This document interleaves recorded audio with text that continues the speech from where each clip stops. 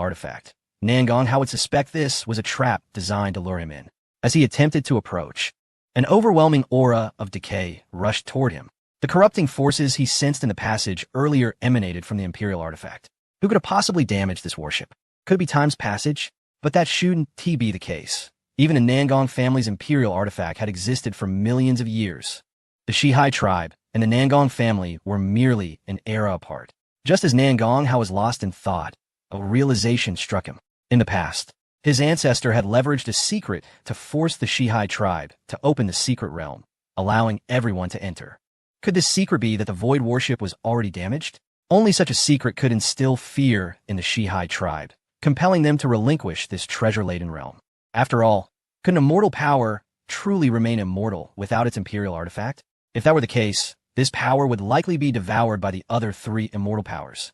Nangon Hao felt there was a possibility of this. He was astonished, while the two women beside him were even more shocked, particularly Qin Yen'er, who gasped in disbelief.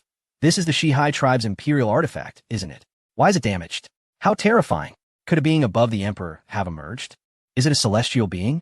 The three women were abuzz with discussion. Yet, Nangon Hao pressed closer to the Void Warship. If it were an intact Imperial artifact, he likely wouldn't have been able to enter this space as an outsider. Yet now, he could approach continuously. The closer he got to the warship, the more he could feel its immense and boundless power. Nangon Hao cautiously circled it, searching for a suitable place to board and examine the ship. Suddenly, he noticed something peculiar. It was a branch embedded in the right side of the warship's hull. The Void Warship, being an Imperial artifact, was incredibly sturdy. Only an Emperor could inflict damage upon it. Yet now, a branch had punctured it? Could this branch be the reason for the warship's current state? Nangon Hao contemplated flying over to inspect it. If I were you, I would refrain from approaching, a dispassionate voice interjected. The group turned to see a figure materializing at the entrance of the space. It was none other than Chu Xiaoyuan, the saint from Dongqing City. Surrounded by vigorous blood and vitality, exuding order and divine light, he appeared as a celestial figure. However, in everyone's eyes, he still fell slightly short compared to the handsome and charismatic Nangon Hao. If the two stood side by side, and a judgment was to be made regarding their strength, no one would dare voice an opinion. Yet, if it were a matter of charm, everyone would undoubtedly choose Nangon Hao. Nangon Hao's visage and demeanor possess an unparalleled allure that captivates all. However, Chu Xiaoyuan remained indifferent, stating coldly, "The Void Warship once traversed the forbidden zone of the Eastern Desolate Domain. This matter is recorded in the ancestral texts of Dongqing City. Yet I did not anticipate its current state of disrepair." Nangon Hao had indeed not delved into such records. But he was aware of the forbidden zone that lay between the Nangon family and Dongqing City, Death Valley. It is said that no being can escape once they enter Death Valley, not even those on the brink of becoming emperors. It was astonishing to learn that even the might of an emperor would yield the same fate. This revelation was undeniably chilling. What could possibly reside within? Nonetheless, Nangon Hao deemed it unnecessary to dwell on this for the time being. His primary objective remained the acquisition of the Emperor's legacy.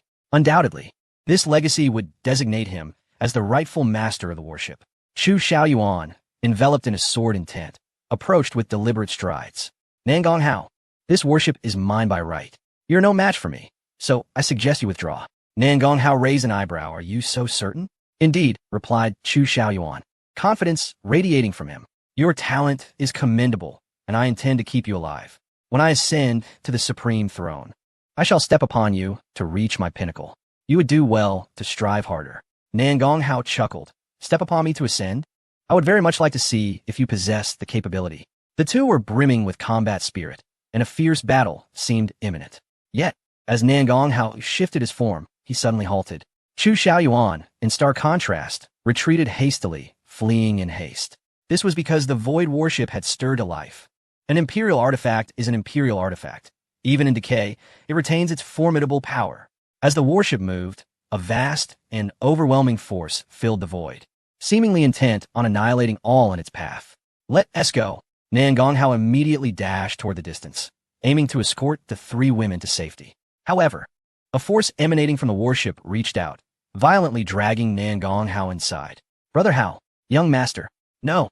Qin Yen'er and Situ Rue cried out in alarm.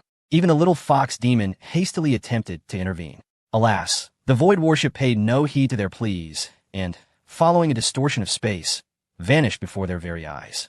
It had taken Nangong Hao to an unknown destination. Chapter 67. The Imperial Artifacts Declaration. Chaos approaches. The Void Warship had abducted Nangong Hao, and soon after, this space began to collapse. Though Qin Yin'er and the other two were filled with trepidation, they had no choice but to escape. Once they exited this realm, they discovered that the entire secret domain was trembling on the brink of collapse. Panic ensued among all within the secret domain. Many believed that the deranged members of the Shihai clan sought to destroy them, even resorting to sacrificing the secret domain or activating an imperial artifact. Anger flared, and emotions ran high. Numerous cultivators rushed out, initially intent on fighting to the death, only to find the Shihai clan in a state of panic as well. Not only did those inside the secret domain feel terror, but those outside were equally horrified. The leader of the Shihai clan, Saint Xing Yujia, was particularly pale, exclaiming, "Why? Why is this happening ahead of schedule?" The three major immortal powers expressed their fury simultaneously, bombarding him with questions. "What do you mean ahead of schedule? What is going on? Speak, damn it." Not only the four immortal powers, but even other first and second-tier forces were infuriated. They were acutely aware that the prodigies of their clans were trapped within. These were the hopes for their family's ascendance. Amidst the uproar, Xing Yujia revealed a sorrowful smile. "The secret domain is collapsing. Surely the Nangong family understands the reason behind this?" Instantly, all eyes turned toward the Nangong family. The leading saint of the Nangong family appeared bewildered, utterly clueless. Just then, the ancestral figure who had once compelled the Shihai clan to open the secret domain emerged from the void. He appeared frail, a mere flicker of life, as if he could extinguish at any moment. The imperial artifact of the Shihai clan had long been damaged. The collapse of the secret domain was inevitable. Yet, the timing was amiss.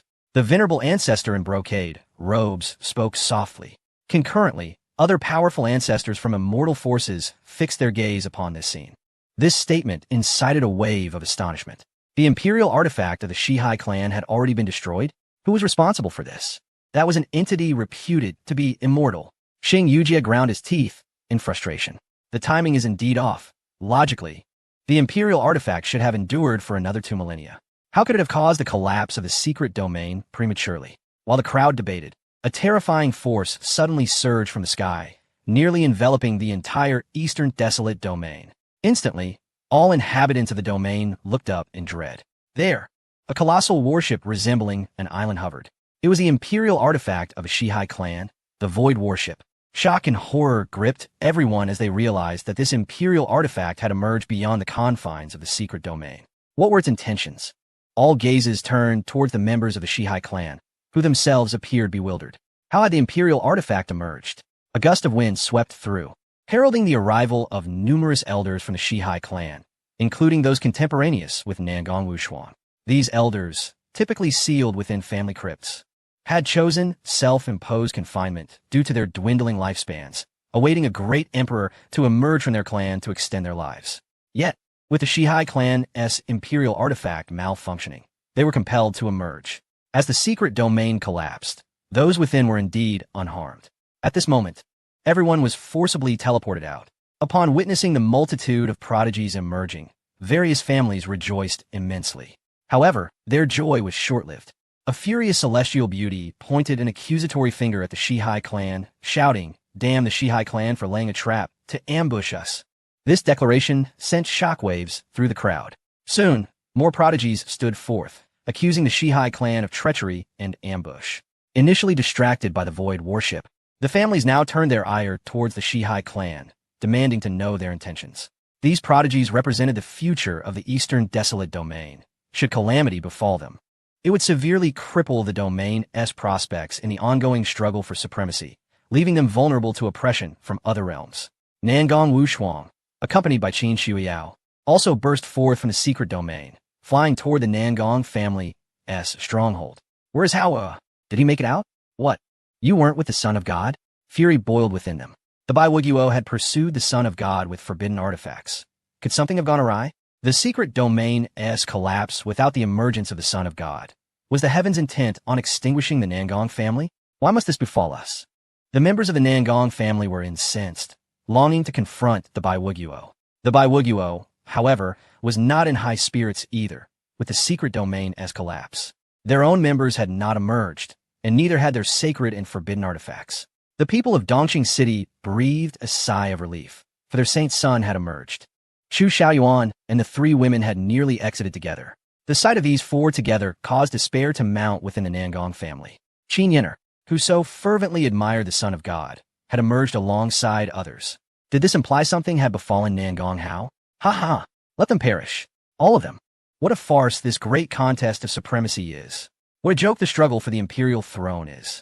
This is the era of the Nangong family. This is the era of Nangong Hao. He shall surely become an emperor. He shall undoubtedly become an emperor. The eldest prince of the Shihai clan also surged forth from the secret domain, his demeanor wild, words incoherent. This was the manifestation of a shattered heart, and with his words, the crowd trembled. At that moment, Chu Xiaoyuan raised his gaze toward the void warship, his eyes igniting with a frustrated sword intent. Why? Why have you chosen him? Qin Yin'er cried out. Ancestor, brother, Hao has been taken by the void warship. What? The crowd erupted in disbelief. Nangong Hao had boarded the void warship? Was this impossible? Absolutely impossible. How could the imperial artifact of the Shihai clan possibly acknowledge another? Nangong Hao must have perished. Surely, he has provoked the imperial artifact and met his demise. The furious roar of the Shihai clan's Xingyu Jie echoed, and the other ancestors were equally enraged. One nearly decayed elder, in a fit of rage, struck down the crown prince with a resounding slap. You worthless wretch! What use are you to us? Whoever claims he is useless, I find him quite admirable. A calm voice resounded from the heavens. The crowd looked up, and there stood Nangong Hao at the bow of the void warship, gazing down upon them with an air of supremacy, akin to an ethereal being descending upon the mortal realm, reminiscent of a young emperor suppressing the ages. Although everyone was acutely aware that this was a divine body destined to bring calamity, and despite knowing that he hailed from another family, and acknowledging that Nangong Hao was incredibly arrogant and scornful of all, they could not help but think, how handsome, how domineering. He truly embodies the presence of an emperor. Though the crown prince may be deranged, he was not wrong. In this era, perhaps no one could rival him. However, not everyone was pleased, particularly the elders of the Shihai clan. How dare you intrude upon our imperial artifact? Descend at once. The elder extended his hand in fury, transforming it into a colossal hand that aimed to seize Nangong Hao. Nangong Wushuang snorted coldly, preparing to intervene, but the void warship trembled lightly, and an immense force instantly subdued the elder of the Shihai clan. Subsequently, a voice imbued with authority, seemingly echoing from the ancient past, reverberated through the heavens. Whoever can restore my imperial artifact shall command the Shihai clan. Chapter 68, by Ma Academy, The Flower of the Examination. To restore the warship and gain control over the indomitable Shihai clan, this proclamation sent waves of astonishment through the crowd. Everyone became exhilarated, eager to try their hand, except for the Shihai clan, whose members turned pale. No one could comprehend why the lingering will of the ancient emperor within the void warship would make such a decree. Even if the warship required restoration, could they not ally with the restorer? Why grant them dominion over the entire clan? The Nangong family was equally displeased. What nonsense is this? Why must one restore the warship to command the Shihai clan? The warship clearly chose our divine son. They exclaimed in frustration at the void warship. The surrounding families regarded them with bemusement, while the Shihai clan wore expressions of deep anger. Is this not excessive? Your divine son is merely at the emperor's realm and dares to suppress an imperial artifact? Even if it is a flawed one, it remains an imperial artifact. Undoubtedly, the void warship's choice to accompany Nangong Hao had made him the focal point of everyone's attention. Other prodigies were filled with envy, though some were defiant. The most defiant among them was naturally Chu Xiaoyuan. He felt no jealousy, only discontent. Witnessing Nangong Hao ascend to the warship while he could not ignited a fierce fire within him, and as a half-step emperor, he broke through his realm. Unleashing an overwhelming imperial aura. At the age of 14, Chu Xiaoyuan ascended to the emperor's realm. In truth, there are three distinct realms of emperors: Renhuang, Dihuang, and Tianhuang. Once one becomes a Renhuang, they remain as such for life, unable to advance. This is the weakest realm among emperors. Becoming a Dihuang grants longevity and formidable strength. Only those who attain the Tianhuang realm may have the opportunity to ascend to the sacred position. The realm one attains as an emperor depends on the accumulation of their emperor's realm. Chu Xiaoyuan's breakthrough signified that he had reached the Tianhuang realm. The emperor of the heavenly path, the eternal emperor, upon witnessing Chu Xiaoyuan's advancement, The people of Dongqing City erupted in excitement. In the next moment, a vast force of verdant wood energy surged from the direction of Dongqing City. This energy transformed into a crown, gently descending upon Chu Xiaoyuan's head.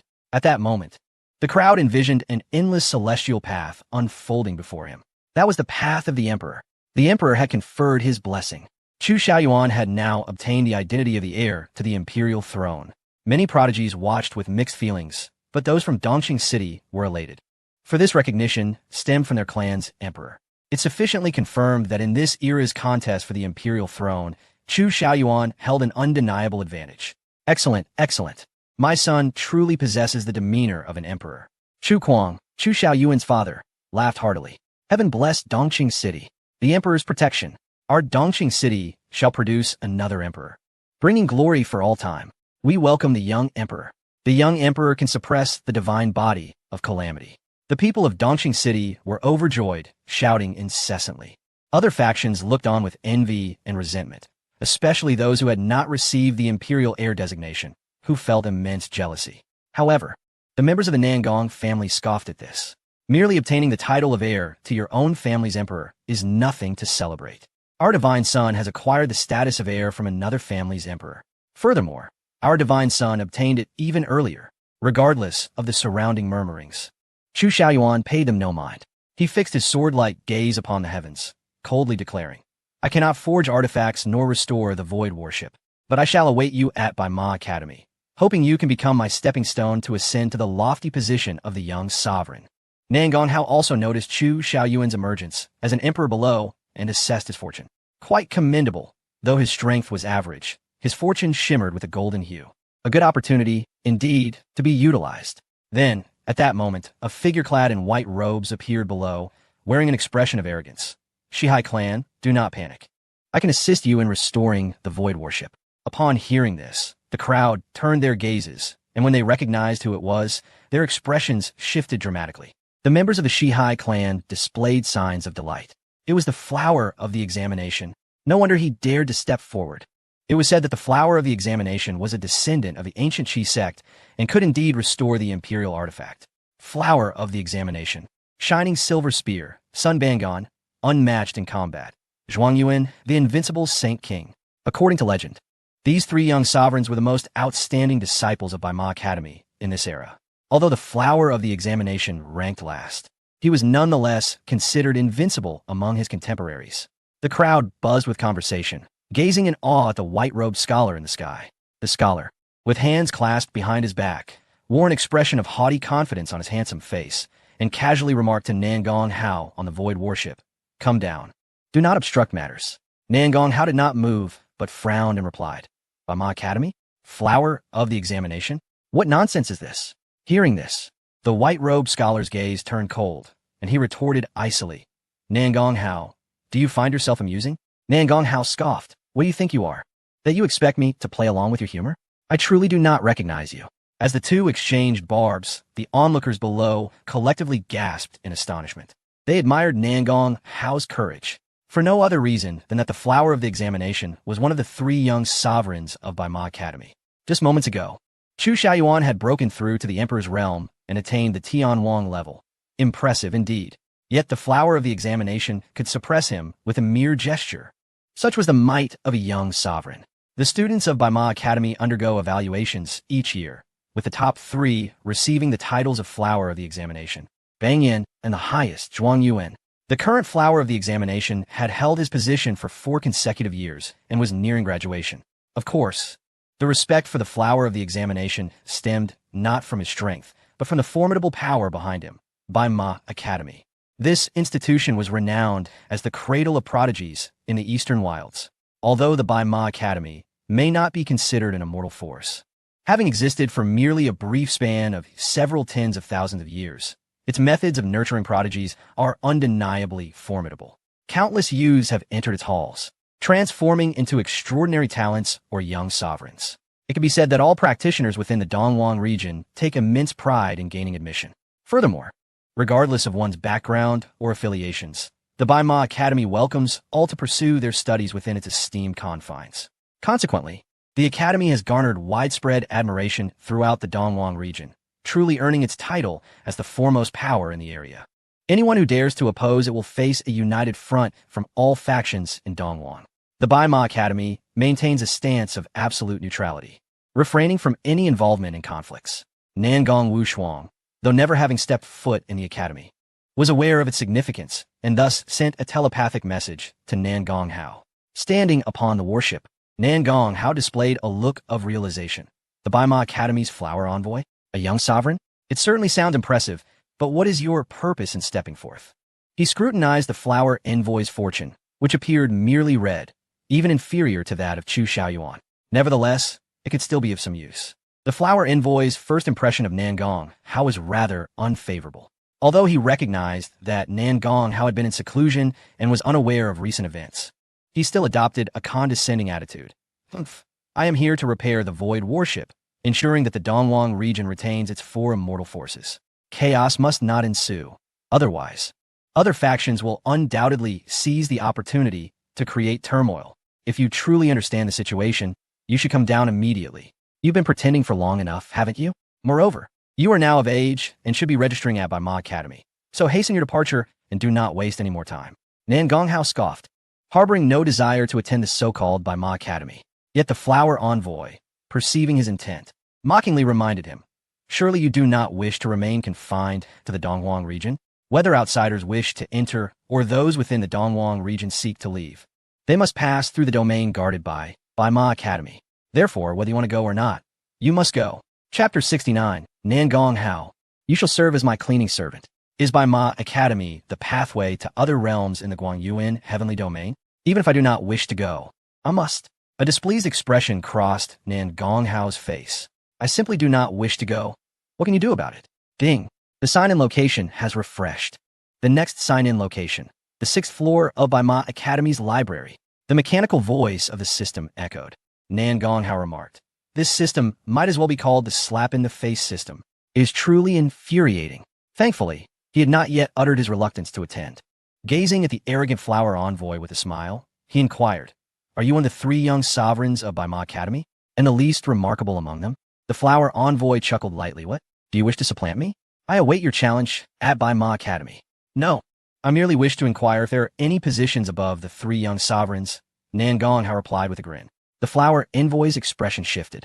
Others around them gasped, and the crowd erupted in commotion. Some voiced their discontent. "Damn it, you flaunt your arrogance here.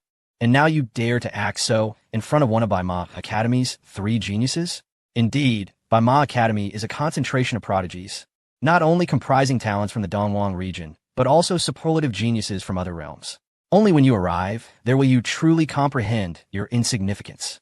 Even if your talent is extraordinary, your Tianqian divine body will ultimately be constrained, making every step of advancement exceedingly arduous, falling behind others. Indeed, I have heard that the former Tianqian divine body emperor, before ascending to the throne, was like a rat fleeing from sight, and even humiliated himself by kneeling and begging for mercy on multiple occasions. What gives you the audacity to be so arrogant? You aspire to surpass the young sovereigns. But it is likely that upon arriving at Bai Ma Academy, you will truly realize your own limitations. If your Dao heart remains unshattered, consider yourself iron-willed. Outside the Sea King's secret realm, everyone regarded Nangong Hao's arrogance with disdain, continually belittling him. The flower envoy, suppressing his anger, responded, "You wish to surpass the 3 of us? Very well. I shall grant you an opportunity to surpass me. Speak." Nangong Hao replied nonchalantly, "I have been dispatched by the Academy to repair this Void Warship and maintain the 4 immortal forces of the Dongwon region. You seem quite confident in your abilities to repair this warship, so why not have a contest to see who can accomplish it? If you win, I shall no longer intervene in matters concerning the Western Sea Clan. If you lose, you will serve as my cleaning servant for 100 years. What say you?" The flower envoy, hands clasped behind his back, wore a confident expression. Upon hearing this, the crowd exchanged glances, eagerly anticipating whether Nangong Hao would dare to accept. The members of the Nangong family turned pale. Nangong Hao's arrogance in demanding that someone else serve as a cleaning servant for a century would likely shatter his Dao heart into fragments. The reason everyone believed Nangong Hao would lose was due to the flower envoy's identity. Nangong Wushuang's expression grew grave as she communicated telepathically. "Hao, do not accept a challenge. This fellow is the sole inheritor of the ancient Qi sect in the Guangyuan heavenly domain.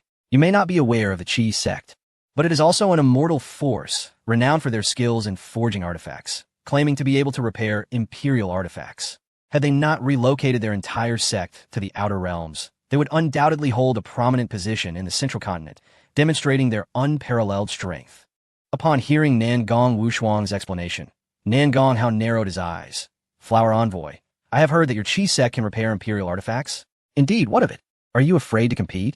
The Flower Envoy's lips curled into a smirk. Nan Gong Hao shook his head, voluntarily descending from the void warship. Observing this, the crowd wore mocking expressions. It was clear that this fellow was afraid. The Nan Gong family sighed in relief, pleased that their divine son knew when to withdraw. Very well, I accept your challenge. Do not bring shame to your Qi sect. Nan Gong Hao returned to his divine chariot, sitting leisurely and proclaiming a shocking statement. As his words echoed, the entire assembly fell silent. Yet they all gazed at Nan Gong Hao in disbelief. This fellow was excessively arrogant. His statement clearly insinuated that the Flower Envoy was unskilled despite being the Qi sect's inheritor, suggesting he was not a competent successor. Perhaps he was akin to those imperial heirs who perished in the competition for the throne, mere half-baked, incompetent fools. The crowd yearned to ridicule Nan Gong Hao for his ignorance of his own limitations. However, recalling that he too was an imperial heir, they hesitated to mock his status. This signified what? It demonstrated his disdain for imperial heirs and his profound self-confidence. What nonsense about being an heir. I can become an emperor without such a title. One of the finest. Even if you possess the status of an imperial heir, I can still obliterate you with a single punch. Everyone could sense that Nan Gong Hao was not merely arrogant. He possessed confidence, a resolute belief in his own potential to become an emperor, setting aside other matters. His unwavering determination alone rendered all present abashed, particularly the people of Dongqing City. They had just been elated over their holy son's acquisition of the imperial heir title. But now, Nan Gong Hao exhibited complete indifference towards this title. The distinction in realms was readily apparent. It was infuriating. Nevertheless, Nan Gong Hao's actions only intensified the admiration and infatuation many female cultivators felt towards him. Especially Qin Yannia, whose stunningly beautiful face flushed with adoration. Brother Hao is so handsome. Qin Shuyao's eyes sparkled with affection as she gazed at Nan Gong Hao. This is the man destined for me. In the presence of such a man, how could I ever feel inferior? How could I ever be weak? If he is to contend for the imperial throne, I shall accompany him on this eternal journey. Boom! Qin Shuyao broke through the upper noble realm that had long eluded her. She unexpectedly broke through the formidable will of Nan Gong Hao, unwittingly forcing open the gate to the 70th layer of the Earth Fiend world.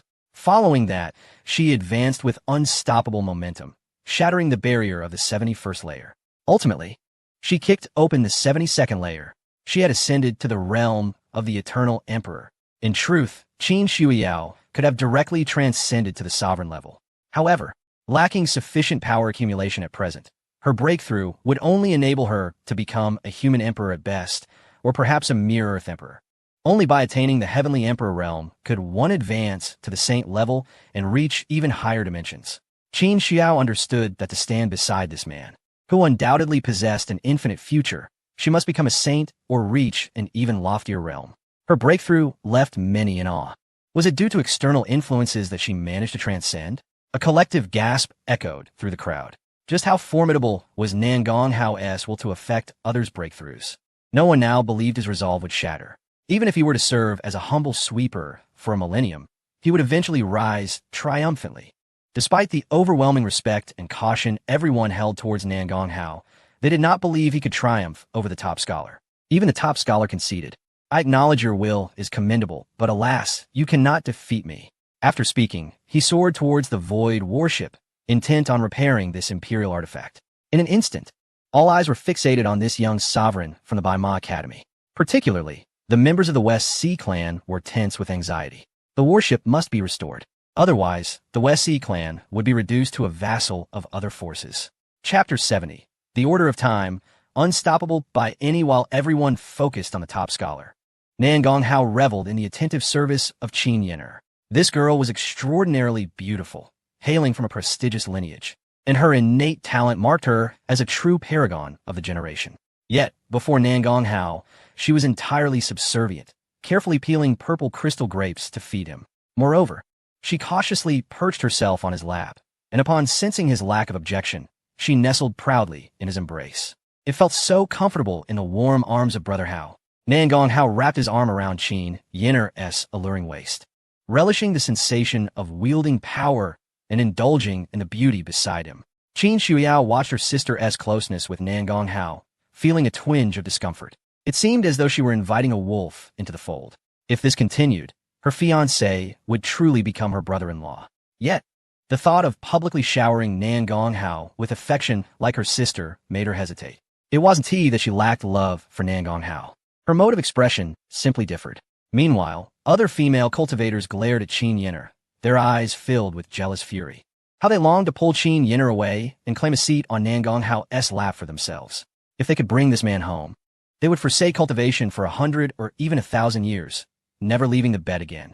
After all, Nangong Hao appeared to possess enduring stamina. The female cultivators in attendance were utterly infatuated, while the male cultivators remained focused on the restoration of the warship. The top scholar circled the vessel several times, meticulously inspecting its condition. Subsequently, he attempted to enter the interior of the warship, but was halted by a shimmering barrier. Furrowing his brow, the top scholar inquired, "Great Emperor, why may I not enter?" "You lack the qualification," came the cold reply, echoing from within the warship, which contained the lingering essence of a bygone emperor. Even a mere trace of this essence commanded immense respect. The voice implied that the top scholar was unworthy, rendering him utterly frustrated. Why could Nangong Hao roam freely aboard the warship while he could not? Was it due to the identity of the heir to the imperial throne? Observing the top scholar's disgruntled expression, Nangong Hao chuckled. "Do not feel indignant. I can enter because I am exceptionally handsome, while you, alas, are not deserving." The top scholar frowned, but soon recalled that the emperor of the West Sea clan was indeed a female sovereign. Could it be that even the female sovereign was superficial in her preferences? This world is truly disappointing. Whether Nangong Hao's resolve would crumble remained unknown. Yet all present cultivators felt a disquietude within their own hearts. From childhood, they had been taught that cultivation was paramount. However, the emergence of Nangong Hao shattered that notion. He illustrated through his very existence that beauty attracts admiration, and a handsome visage brings no troubles. A collective sigh escaped the crowd. After a brief moment of contemplation, the top scholar relinquished his fixation on appearances. He turned his gaze to the branch protruding from the side of the ship. "If I am not mistaken, this should be an object from the Death Valley within the Forbidden Zone. According to the ancient texts of Baima Academy, the Death Valley contains the power of the Great Tao, likely linked to the path of time. This would explain the severe decay of the warship, as the branch itself harbors the power of the path of time. If it could be extracted, not only could the warship be repaired, but one could also obtain the Order of Time. Although the Order of Time may not be as potent as the path of time, it still represents a supreme force of order." The top scholar brimmed with confidence. Indeed, he had identified the crux of the matter. However, his words cast a pall over the crowd. The Death Valley had always been a forbidden zone in the eastern wilderness. Its contents were unknown to anyone. Yet today, they discovered that it harbored the path of time. This represented a form of great Tao power, surpassing even the power of order. Furthermore, whether speaking of the path of time or the Order of Time, both are considered pinnacle forces among the 3,000 orders. It is said that mastering the Order of Time guarantees one a place among the supreme. Star Universe Jia of the West Sea clan quickly stepped forward, inquiring, "Top scholar, has the Order of Time on the Imperial artifact been in turmoil? Will it restore once cleared? What methods are there to eliminate it?" This was a question on everyone's mind. However, the top scholar merely cast a longing glance at the branch on the warship, stating, "The continuous decay of the Void warship stems from the Order of Time, and the source of this order lies within this branch. Once it is extracted, the Void warship will automatically restore itself, effectively repairing the Imperial artifact. Alas, this branch is not to be touched. It is an enigma from the Death Valley, capable of decaying even an Imperial artifact, let alone us cultivators. Below the level of a quasi-emperor, none may dare approach. Of course, if the Imperial artifact could be restored to its peak, it could eliminate this branch by itself. Yet, it is uncertain what damage the artifact has sustained, rendering it unable to exert its power. Although the top scholar yearned for the Order of Time, he understood the impossibility. Among all the factions present, none could approach this object. The members of the West Sea clan turned pale, Was their entire race doomed? Once they lost the Imperial artifact, even if they did not submit to other forces, they would gradually be devoured, wouldn't they? Not to mention the present. Many factions were already casting dubious glances at the West Sea clan, particularly the three great immortal factions, who were already contemplating how to seize territory from the West Sea clan. This cannot be blamed on the other factions. It is simply the nature of the world, and the West Sea clan has indeed offended all races.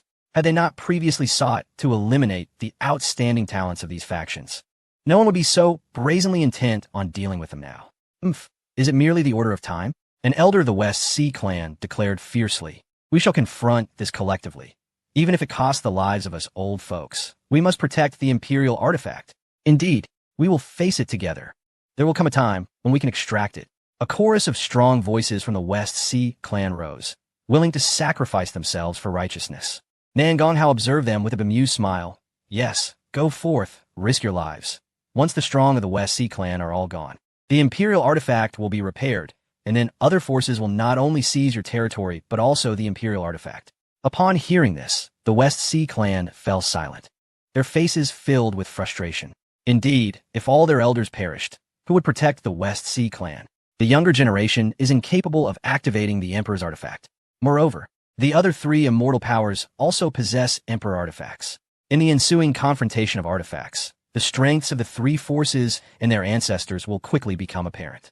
Just as despair enveloped the members of the Shihai clan, the flower-picking youth spoke with an air of indifference. "Do not worry. The Bai Ma Academy will surely protect your clan." Indeed, as the foremost power in the Eastern Wilderness, the Bai Ma Academy had the right to make such a claim. However, before the Shihai clan could rejoice, Nan Gonghao delivered a crushing blow, stating, "Spare me the nonsense. The Bai Ma Academy is merely riding on the coattails of the support from other forces in the Eastern Wilderness. Currently, while other forces do not attack you, they are engaged with others. The words of the Bai Ma Academy hold no weight. Furthermore, you fundamentally rely on the backing of the four immortal powers to claim the title of the foremost force. Now, if the Shihai clan is weak, the other three immortal powers are eager to absorb you. Who would support the Bai Ma Academy at this juncture? Without the four immortal powers, what is the Bai Ma Academy worth? Can we expect those first-rate and second-rate forces to offer protection? It is no exaggeration. 80% of the resources in the Eastern Wilderness are held by our four immortal powers. Do they dare to resist? Nan Gonghao's words resonated with undeniable logic, leaving all present without retort. Although the flower-picking youth was incensed by Nan Gonghao's disparagement of the Bai Ma Academy, he could not help but concede.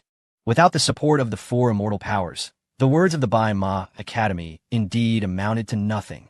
Faced with the tantalizing prospect of annexing the Shihai clan, the other three immortal powers would not lend their support to the Bai Ma Academy. Are you suggesting inciting the other two immortal powers to annex the Shihai clan? The flower-picking youth's gaze turned icy. The members of the Shihai clan shot daggers at Nan Gonghao. Xing Yujie interjected vehemently. "Even if our entire clan perishes, we will drag all of you down with us." Nan Gonghao surveyed the furious crowd of the Shihai clan and waved his hand dismissively. "Do not be hasty. I merely wish for you to recognize the reality. Relying on the Bai Ma Academy is futile, and surviving alone is impossible. It would be wiser to align with us, the Nangong family." Hearing this, the flower-picking youth scoffed. "So you intend to monopolize? You must first ascertain whether the Shihai clan consents." The members of the Shihai clan were about to step forward in anger to refute him. However, Xing Yujie swiftly interjected. "Consent? Why would we not? As long as your Nangong family is willing to assist us in restoring the Emperor's artifact, the Shihai clan will undoubtedly pledge allegiance to you." Upon this declaration, admiration for Xing Yujie's cunning filled the air. The situation was now unequivocal. To restore the Emperor's artifact, it would require the sacrifice of a quasi-emperor or all the ancestors of an entire immortal power. If the Nangong family were truly foolish enough to expend all their ancestors to restore the artifact, even if they subsequently accepted the Shihai clan, they would be left vulnerable without their ancestors, while the Shihai clan would regain its peak strength. Who would truly annex whom? Devious. Utterly devious. Xing Yujie derided Nan Gonghao. "Son of Heaven, make your decision. Are you willing to expend all the ancestors of the Nangong family to annex my Shihai clan?" The onlookers gazed at Nan Gonghao with malicious glee. "Serves you right for stepping forward. Let us see how you respond." Before Nan Gonghao could speak, Nan Gong Wushuang gravely remarked, I might be willing to give it a try, even if it costs me a lifetime of cultivation. Absolutely not. The robed ancestor interjected, stepping forward to obstruct. The other members of the Nangong family also shook their heads in disapproval. They were reluctant to be the first to expose themselves. It would be better to bide their time and later join forces with the other two immortal powers to annex the Shihai clan. Although the spoils would be significantly reduced, their safety would be assured. Son of Heaven, do not act impulsively. This is the Shihai clan scheme meant to divert our attention. They intend for us to become the target of everyone's ire. Even if we expend all our efforts to restore the Emperor's artifact for the Shihai clan, will they not conspire with the other two immortal powers against us? The sage advised solemnly. The others nodded in agreement. Particularly, the previously silent forces from Bai Wuguo and Dongqing were eyeing the Nangong family with keen interest. Whether it was the annexation of a Shihai clan or the Nangong family, they would be more than willing. Yet, Nangong Hao dismissed them all with a sneer. No need to say more. Is it merely a matter of time's order? Must we expend a quasi-emperor or a multitude of ancestors? Allow me to show you how I shall restore this emperor's artifact. Nangong Hao rose, stepping into the void, genuinely advancing towards the void warship. As he moved, all present stood in stunned silence. What the heck is this guy saying? He truly intends to restore the warship?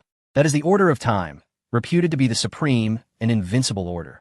He will surely perish upon contact. Indeed, where does he draw such courage? One scoffed. I hope this endeavor teaches him that being handsome is not all-powerful. Another chimed in, eager to witness his demise. Look, he's aging. The crowd turned their gaze to the advancing Nangong Hao. At that moment, the flower-picking youth reminded them. By the way, I forgot to mention, when I examined the warship earlier, I inadvertently activated the Order of Time upon the branches. Although you could approach before, that was while the order remained dormant. Now its power will erode the lifespan of all who draw near.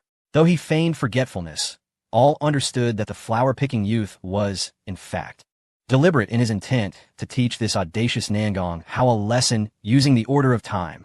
Ignoring the warnings, the overwhelming force of time began to expel the ethereal light surrounding Nangong Hao, revealing his unparalleled beauty to all. The female cultivators erupted into wild cheers. Without the ethereal light's concealment, the Son of Heaven appeared even more striking. Hearing their cheers, the flower-picking youth frowned in displeasure. In such circumstances, can one still act pretentiously? I'm keen to see how you navigate the path ahead. As Nangong Hao continued to approach the void warship, the power of time indeed accelerated the depletion of his vitality, rendering him gradually weaker and older. Soon, he transitioned from youthful visage to that of a handsome young man, and then to middle age, sporting a beard. Yet, his mature demeanor was appealing to both young and old alike. Many female cultivators, who believed they could remain composed in the presence of an older man, found their hearts racing and their limbs trembling. The male cultivators seethed with jealousy, yet they acknowledged a harsh truth. Handsome individuals remained attractive at any age. Of course, the unattractive remained unattractive at any age.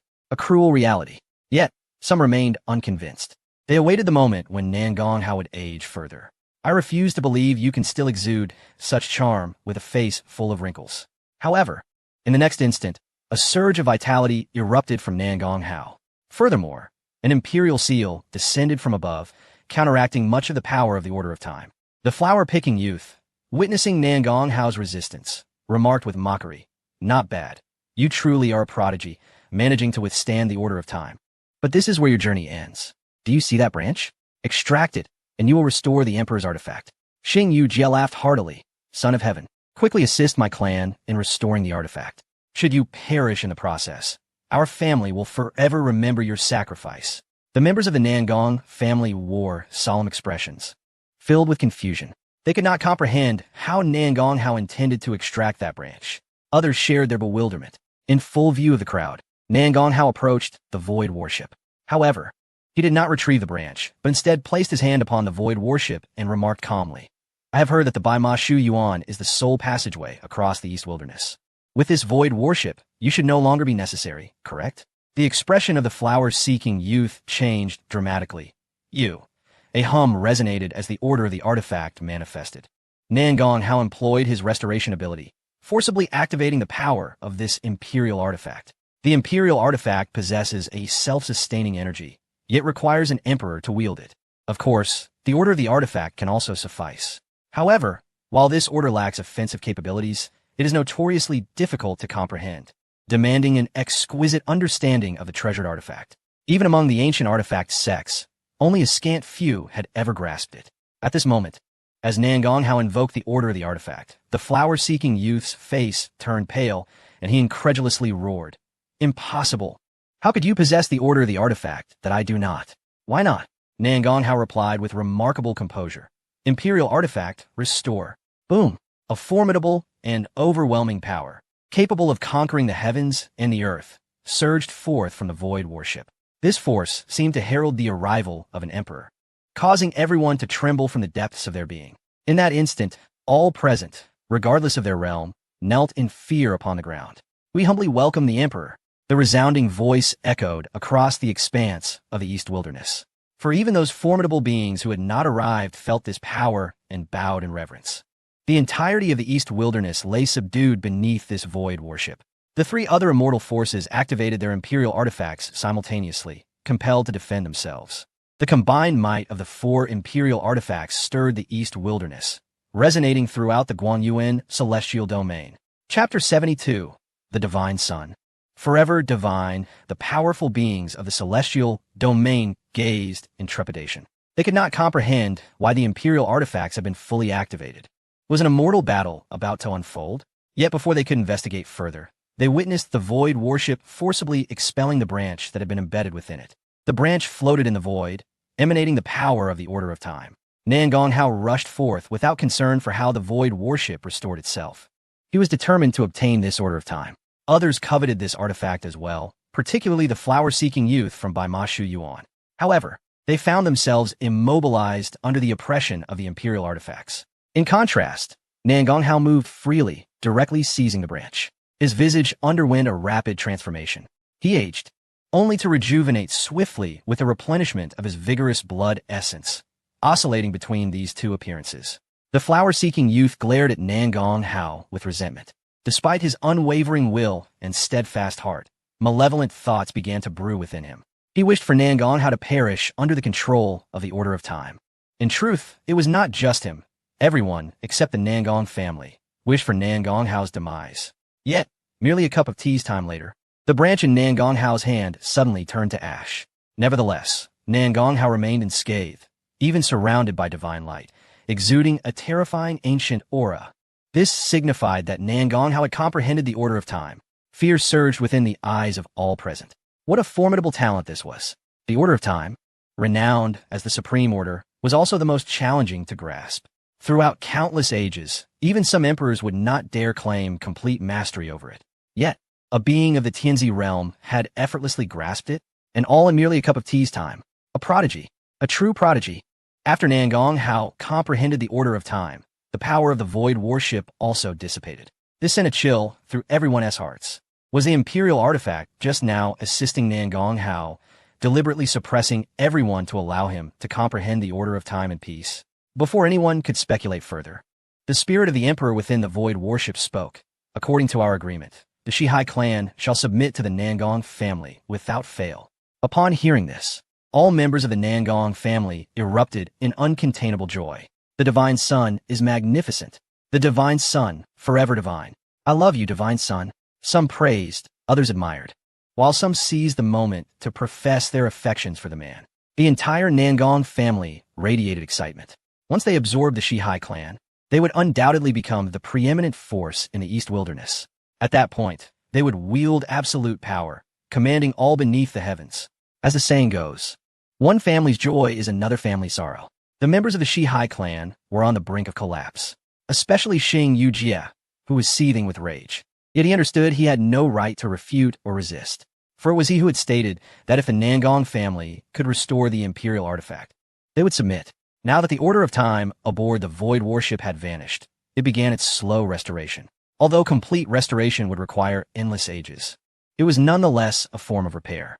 Could it be that the Shihai clan was truly destined to submit to the Nan Gong family? At that moment, a sage from the Shihai clan could no longer contain himself and shouted, "I refuse.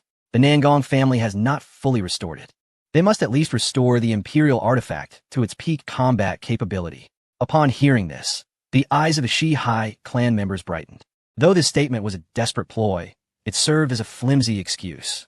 Being accused of going back on their word was preferable to submitting to the Nangong family as slaves, was it not? Moreover, other families would likely support them. Xing Yujie surveyed his surroundings, and he saw that a leading sage from Beiwugua had indeed stepped forward, stating, "I too believe the imperial artifact must be restored to its peak before it counts." Dong Qingcheng also unhesitatingly stood forth. Absolutely, absolutely. Many from other factions naturally wished to avoid watching the Nangong family become overwhelmingly powerful, yet they dared not speak out, merely nodding in agreement. The Nangong family members were instantly incensed, especially Nangong Wushuang, who had already contemplated summoning the cultivation of her other lifetimes to teach these shameless individuals a lesson. How brazen, how utterly shameless.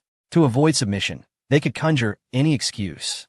Yet, Nangonghao remained unfazed, neither anxious nor angry, merely casting a disdainful glance at those below. A bunch of fools. Xing Yujie scoffed. No matter how you insult us, you did not meet the requirements to compel our submission? Dream on. Boom. The Void Warship unleashed two beams of power, one directed at the first sage from the Shihai clan to voice dissent, and the other towards Xing Yujie. Bang! Both were obliterated in an instant. Was it that this emperor could not wield his knife, or was the Shihai clan merely deluded? How dare anyone defy the emperor's words? The wrathful voice of the Void Warship reverberated, shocking everyone present. What was happening? Why would the imperial artifact of the Shihai clan rather annihilate its own two sages than submit to the Nangong family? The members of the Shihai clan were left dumbfounded. A Shihai royal wailed. Emperor, why? Boom! The wailing royal was also slain by the Void Warship. Now, was there anyone still daring to question? The voice of the Void Warship turned icy to the extreme.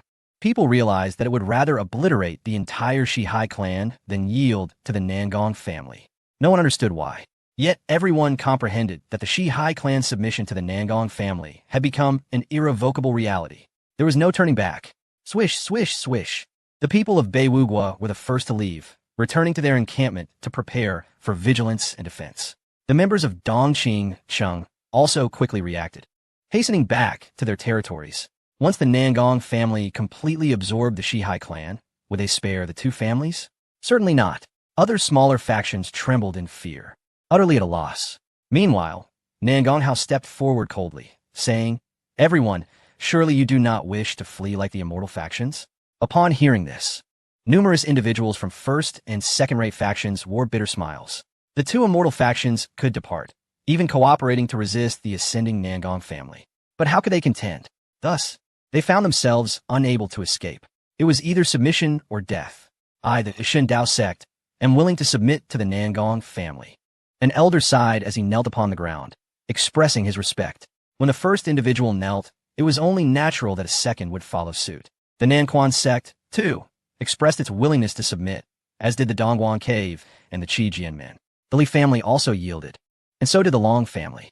All factions that participated in the contention for the secret realm, with the exception of the fleeing Dongqing city and the people from Beiwu Kingdom, knelt and humbly surrendered. Consequently, the Nangong family managed to annex over half of the minor factions in the Donghuang region, surpassing the combined number of factions under the control of Dongqing city and Beiwu Kingdom. The faces of the Nangong family members were adorned with expressions of joy and pride, and their admiration for their divine son surged to new heights. Under the leadership of their divine son, the Nangong family was surely destined for prosperity. Even the patriarch, Nangong Xiong, who remained behind to oversee the family, hesitated to relinquish his position. However, Nangonghao paid little heed to those around him.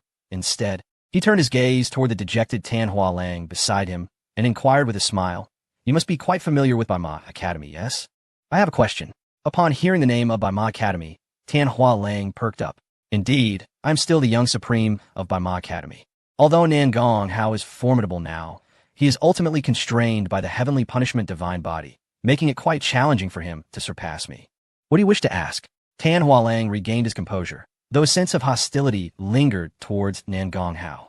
"I would like to know the conditions for entering the 6th floor of the library at Baima Academy." Tan Hualang furrowed his brow. "The 6th floor of the library? That is accessible only to the teachers of Baima Academy. There are many instructors at Baima Academy, each ranked accordingly. The lowest rank is teacher, followed by mountain master, and the pinnacle is master. However, even the lowest ranking teacher is not an easy position to attain. One must possess extensive knowledge to effectively educate students. Nan Gonghao frowned slightly upon hearing this. Is the system suggesting that I cannot attend Bai Ma Academy as a student, but rather as a teacher? Tan Hualang, having finished answering Nan Gonghao's query, wore a contemplative expression. He found it peculiar. You do not mean to imply that you wish to become a teacher at Bai Ma Academy, do you? Is that not permissible? Nan Gonghao retorted. If entry to the 6th floor of Bai Ma Academy requires one to be a teacher, then I would not mind at all. After all, signing in is of utmost importance. Tan Hualang, however, revealed a sardonic smile. Certainly, that is entirely feasible. I shall await your arrival at Bai Ma Academy to witness how you ascend to the position of teacher. Although he spoke thus, it was evident to all that he was being sarcastic. In truth, no one believed that Nan Gonghao could become a teacher at Bai Ma Academy. Perhaps his combat prowess was unrivaled among his peers, or his talents were astonishingly exceptional, or even that he was strikingly handsome. Yet, to be a teacher, one must possess sufficient erudition and the ability to instruct others. Tan Hualang cast a disdainful glance at Nan Gonghao before turning to depart. Having failed in his mission, he needed to report back to the academy. Nan Gonghao did not linger either. He entrusted a divine herb he had obtained from the secret realm's treasury to the esteemed elder who had assisted him in attaining the position of divine son and instructed the Nan Gong family to handle the ensuing matters while he departed in a divine carriage accompanied by several young ladies. Once Nan Gonghao had departed, the voice of the Empress echoed from the Void Warship. Members of the Nan Gong family, please board. I shall take you to seize control of the Shihai clan. Even the most arrogant of them, Nan Gong Wu Shuang, dared not show disrespect towards the imperial artifact and ascended with the others. As for their fear of the Void Warship seizing the opportunity to annihilate them, they held no such trepidation. If the imperial artifact truly sought to eradicate the Nan Gong family, it would not require such effort. A mere confrontation above the Nan Gong family would suffice to obliterate them with the ensuing chaos of the imperial conflict. The Nan Gong family assumed control of the Shihai clan, merging two indomitable forces. This news detonated like a bombshell, reverberating throughout the Donghuang region and startling all beings within. Everyone understood that turmoil was imminent in the Donghuang region. The four great indomitable forces had always harbored ambitions of devouring one another, yet their mutual balance, aided by Bai Ma Academy's mediation, had thus far prevented them from striking fatal blows. Now, however, with two of the indomitable forces fully merging, the proud Nan Gong family would surely not tolerate the existence of the other two indomitable forces in the Donghuang region. Shortly thereafter, Dongqing City and Bei Wu Kingdom boldly announced their intended alliance through a marriage pact. The beloved youngest princess of Bei Wu Kingdom was to wed the holy son of Dongqing City, Chu Xiaoyuan. With their newfound familial ties and a common adversary, the two families would undoubtedly support one another more resolutely.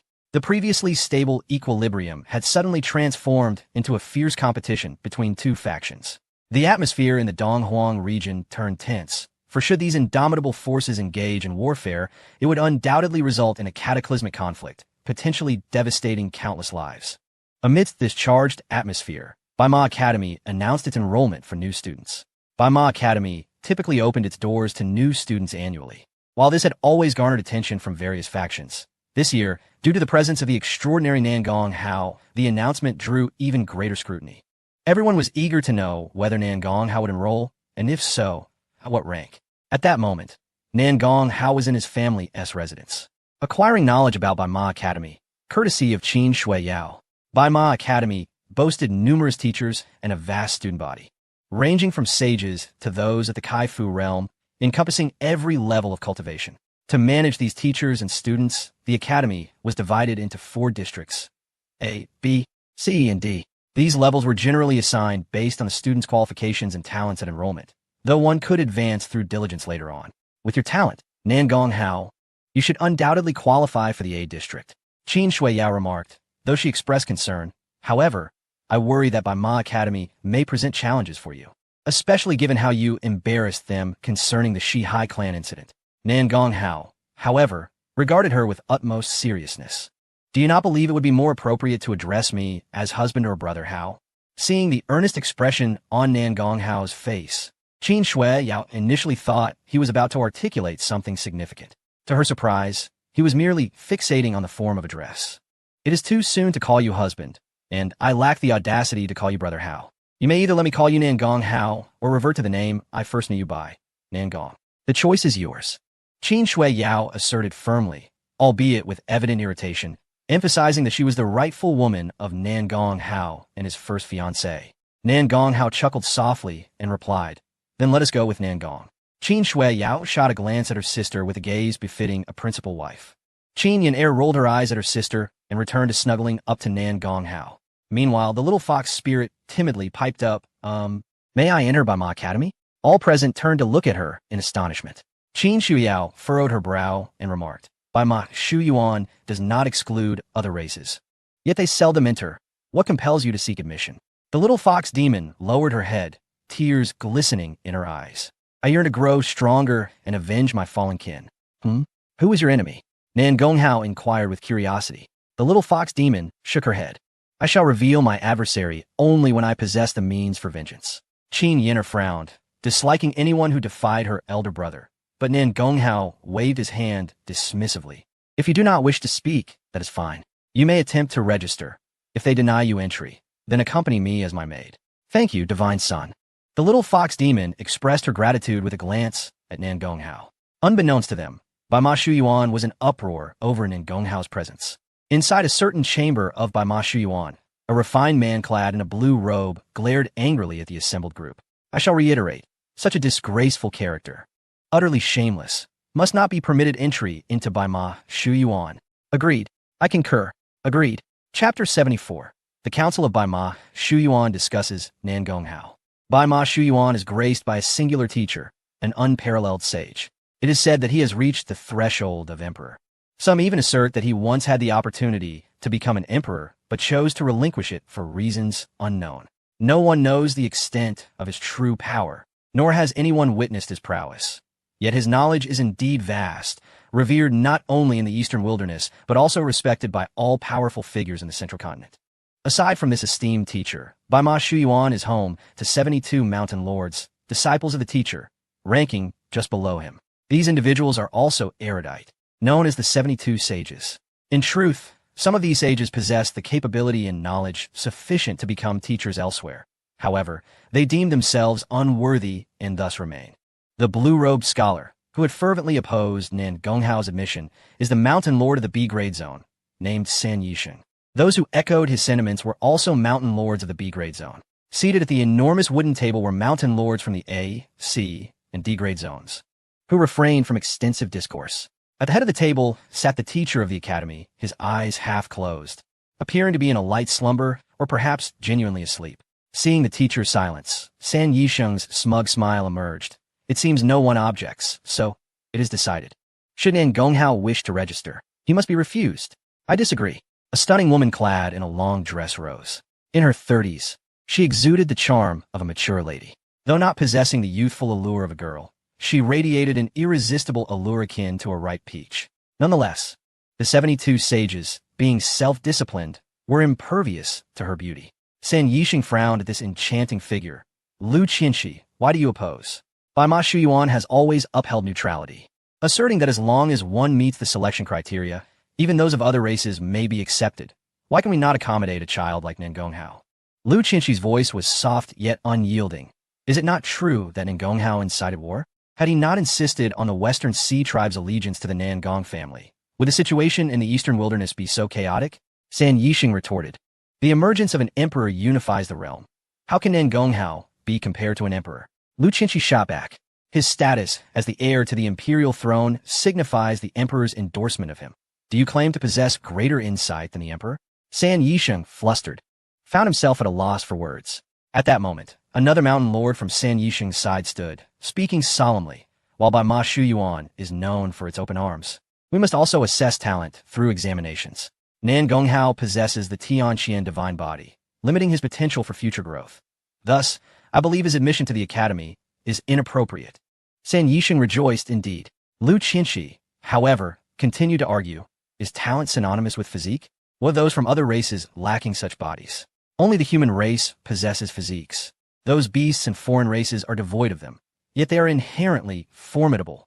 San Yisheng and his allies were momentarily silenced, as their arguments lacked merit. Esteemed colleagues, this child, Nangong Hao, is haughty and dismissive of all. Consider the damage to our reputation should he enter the academy. Can you truly bear to see the illustrious name of Baima Shuyuan tarnished by him alone? San Yisheng anxiously scanned the room, seeking allies. The others exchanged glances, engaging in hushed discussions. Soon, they appeared to reach a consensus. An esteemed elder mountain lord from the A-grade zone stood, his voice hoarse.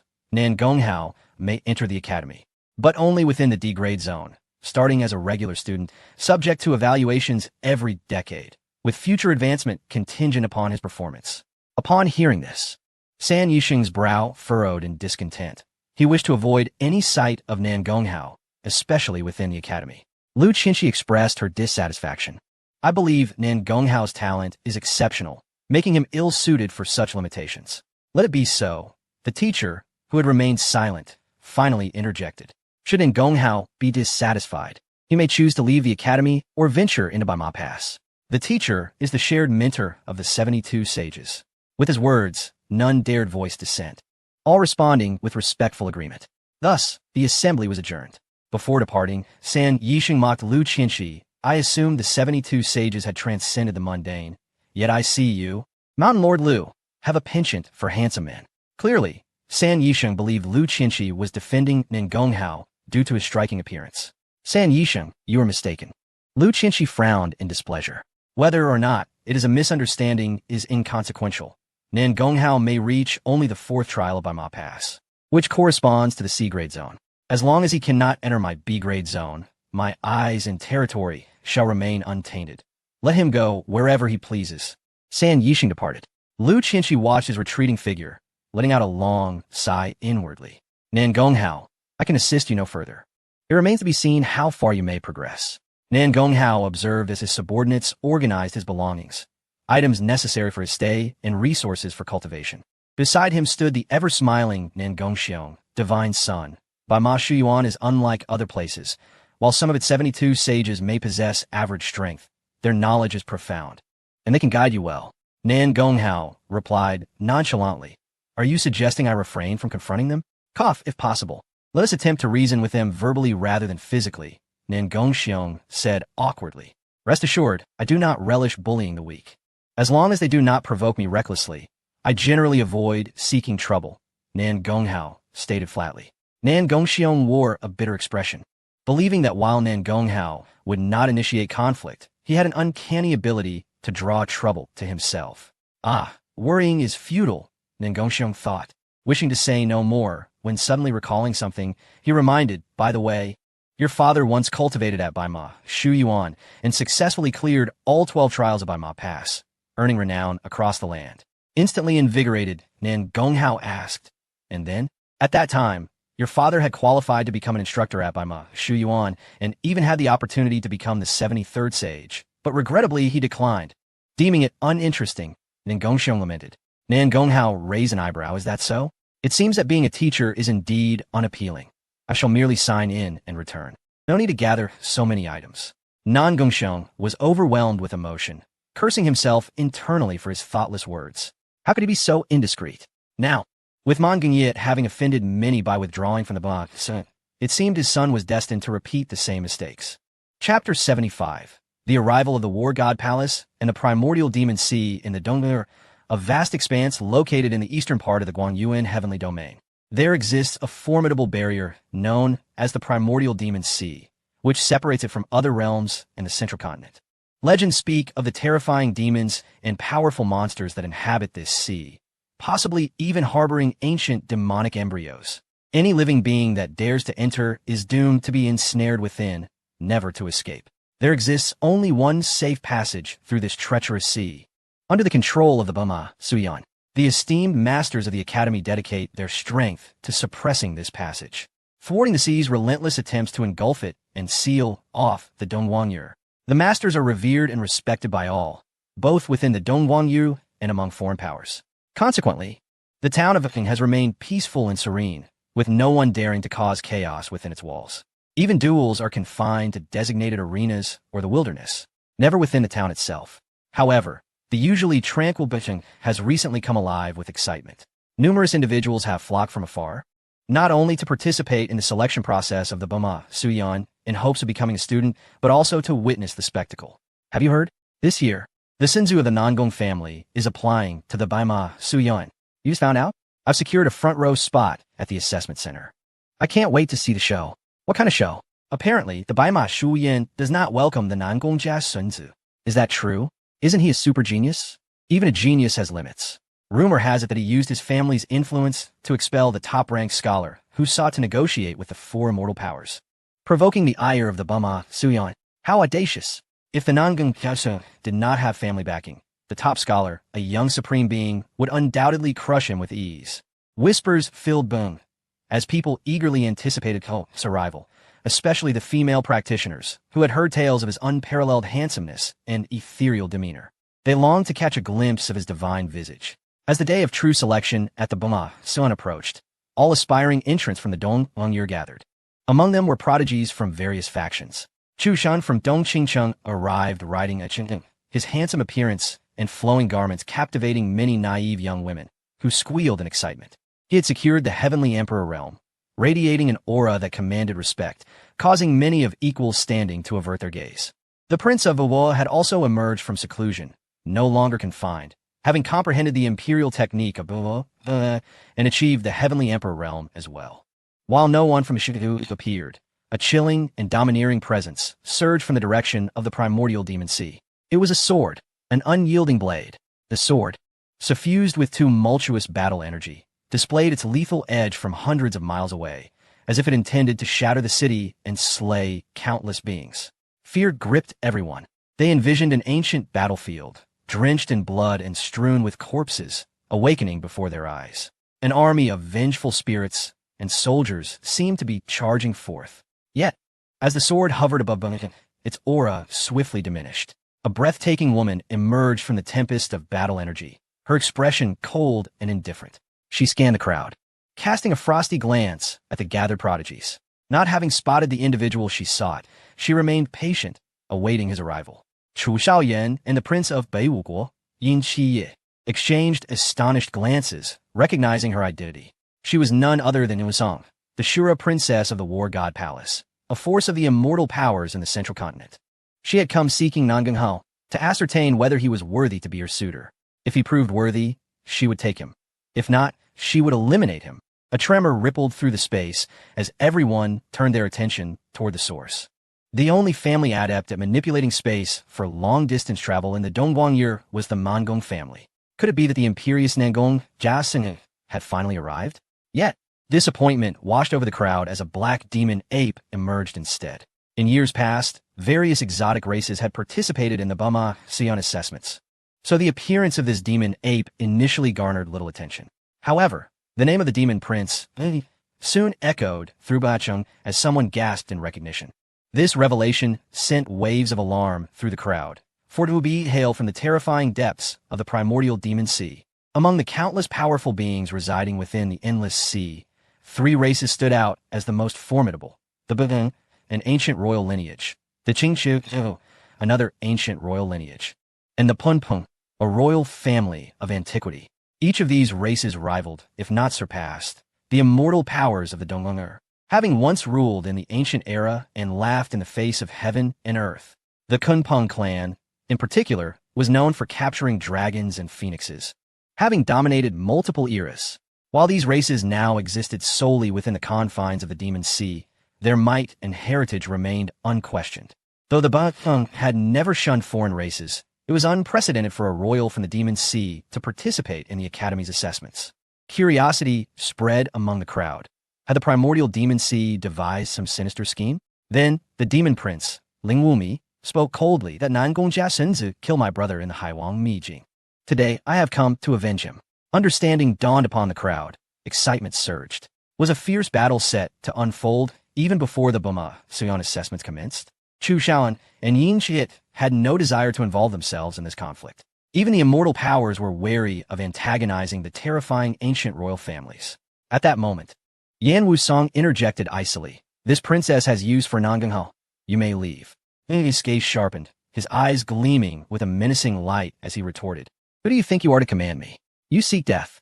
Yan Wusong unleashed a chilling sword light, soaring dozens of miles into the air, and struck viciously at Eng, intent on obliterating him. With a ferocious grin, Eng brandished his iron staff, summoning a tempest as he charged to engage Wu Song in battle. Yet, just as their fight was about to erupt, a soft voice resonated from within the Bama, declaring, "Fighting is prohibited in Bama." A wave of righteous energy swept through the surroundings, momentarily binding the powers of both the woman and the ape, rendering even their protective artifacts powerless. Both combatants displayed expressions of shock. The Bama truly lived up to its reputation, having subdued them without revealing its own strength. The awe inspired by this revelation was profound. Chu Xiaoyan and Yin Qie were equally astonished, filled with anticipation for the Baima Shu Yin, a truly mysterious place. What level of evaluation would they assign? At that moment, a resounding thunder echoed from the distant sky. Turning to look, the crowd beheld two singular horned thunder rhinoceroses racing through the storm, pulling a divine chariot. Both rhinoceroses were at the pinnacle of the royal realm, possessing the ancient bloodlines of the exotic beast race, destined for limitless achievements, and could be deemed prodigies in any setting. Yet, they were now relegated to drawing a carriage, a testament to the exalted status of the individual seated within the divine chariot. As others continue to speculate about the grand entrance, Chu Xiaoyuan and Yin Xie have already discerned the identity of the newcomer. Who else could it be but that ostentatious individual, Nan Gonghao? Yet, the two merely exchanged cold smirks. Let him flaunt his airs. Let us see how he copes with the war god palace's Shura princess and the ancient royal family's demonate prince. Chapter 76. Nan Gonghao, do you have any manners? Nan Gonghao arrived amidst the thunderous roar, soaring above Bama City. Naturally, he spotted Chu Xiaoyuan, Yin Wushuang, and others. However, the divine palanquin neither slowed down nor diverted its course. He soared directly over their heads. These individuals were all paragons. Typically, they would take great care to avoid even being seen from a distance. Yet now, Nan Gonghao brazenly hovered above them. This was an unmistakable act of disdain. A glint of cold light flashed in Yin Wushuang's eyes. The demon ape prince, Ling Wui, ground his teeth in frustration. Had their powers not been shackled, he would have undoubtedly struck with lethal intent. Chu Xiaoyuan and Yin Xie were equally incensed, both leaping forth to admonish him. Nan Gonghao, you are exceedingly audacious. Indeed, this is Bama City, a sacred ground of the eastern wilderness. How dare you traverse the skies in a palanquin? Do you intend to enter Bama Academy in such a manner? While Chu Xiaoyuan's reprimand was direct, Yin Xie adopted a more insidious approach, accusing Nan Gonghao of disrespecting Bama Academy and deliberately inciting public ire. Yet, Nan Gonghao remained unfazed, continuing to glide in his divine palanquin, thundering toward Bama Academy. What sacred ground? What rules? Would he concern himself with such trivialities? The only figure at Bama Academy deserving of his respect was the master. Yet, even that respect did not extend to the institution as a whole. As Nan Gonghao indeed drove the palanquin into Bama Academy, all present were momentarily stunned. Although there had never been a decree prohibiting the use of vehicles or aerial travel into the academy, all individuals, out of respect and courtesy, would typically choose to walk through the gates. Even the most formidable of cultivators adhered to this custom. Since the inception of Bama Academy, Nan Gonghao was the first to dare such an act. In an instant, the people of Bama City were left bewildered. But soon, their astonishment morphed into outrage. Get down from that vehicle, you audacious scoundrel. Bama Academy is a sacred ground of the eastern wilderness, and the master is a sage of literature. You cannot act so recklessly. Having long heard tales of the arrogance of the Nangong family's divine offspring, today they witnessed firsthand his hubris. Take action. Bring him down. The crowd was incensed, and soon everyone sought to force Nan Gonghao from his palanquin. However, he slowly emerged at the edge of the divine palanquin, hands clasped behind his back, striking a proud pose. Where's the holy son of the Nangong family? Upon seeing Nan Gonghao, the cacophony of rebuke diminished by half. Those who fell silent were primarily the female cultivators, their eyes gleaming with admiration, utterly entranced by his striking appearance. What a handsome man! Though surrounded by radiant light and ethereal presence, making his divine visage appear almost otherworldly, it only heightened the allure of his countenance, igniting endless fantasies and involuntary affections. His aura was undeniable, possessing four extraordinary manifestations. Even when they were momentarily subdued, he exuded the majesty of a divine monarch, causing all other paragons to feel a sense of inadequacy. Nan Gonghao, simply by virtue of his appearance and demeanor, rendered many of Bama City's elites unable to lift their heads in his presence. No one questioned his identity as the chosen one. In fact, all displayed bittersweet smiles, knowing that Nangong Hao was destined to enter the Academy's A-class zone, at the very least the B-class zone. Such was the realm befitting this prodigy. From a distance, Chu Xiaoyuan and Yin Xie, witnessing their provocations bear no fruit, could not help but darken in countenance. Meanwhile, Yin Wushuang's eyes flickered with appreciation, contemplating the possibility of winning over Nangong Hao. Flaunt away. The more audacious, the better, for it would only deepen my affection for you. When the time comes to eliminate you, my power shall only grow. However, those women surrounding him might pose an obstacle. Once inside the academy, it would be splendid to eliminate them or gift them to the disciples of the War God Palace as servants. As for the Demon Ape Prince, Ling Wui, his eyes blazed with fierce battle intent. The Demon Ape clan thrived on combat, priding themselves on growing stronger in the face of formidable opponents. If Nangong Hao were weak, Ling Wui would have little interest. Excellent. The feeling of obliterating a human powerhouse will undoubtedly be exhilarating. This prince eagerly anticipates it. Ling Wui grinned ferociously.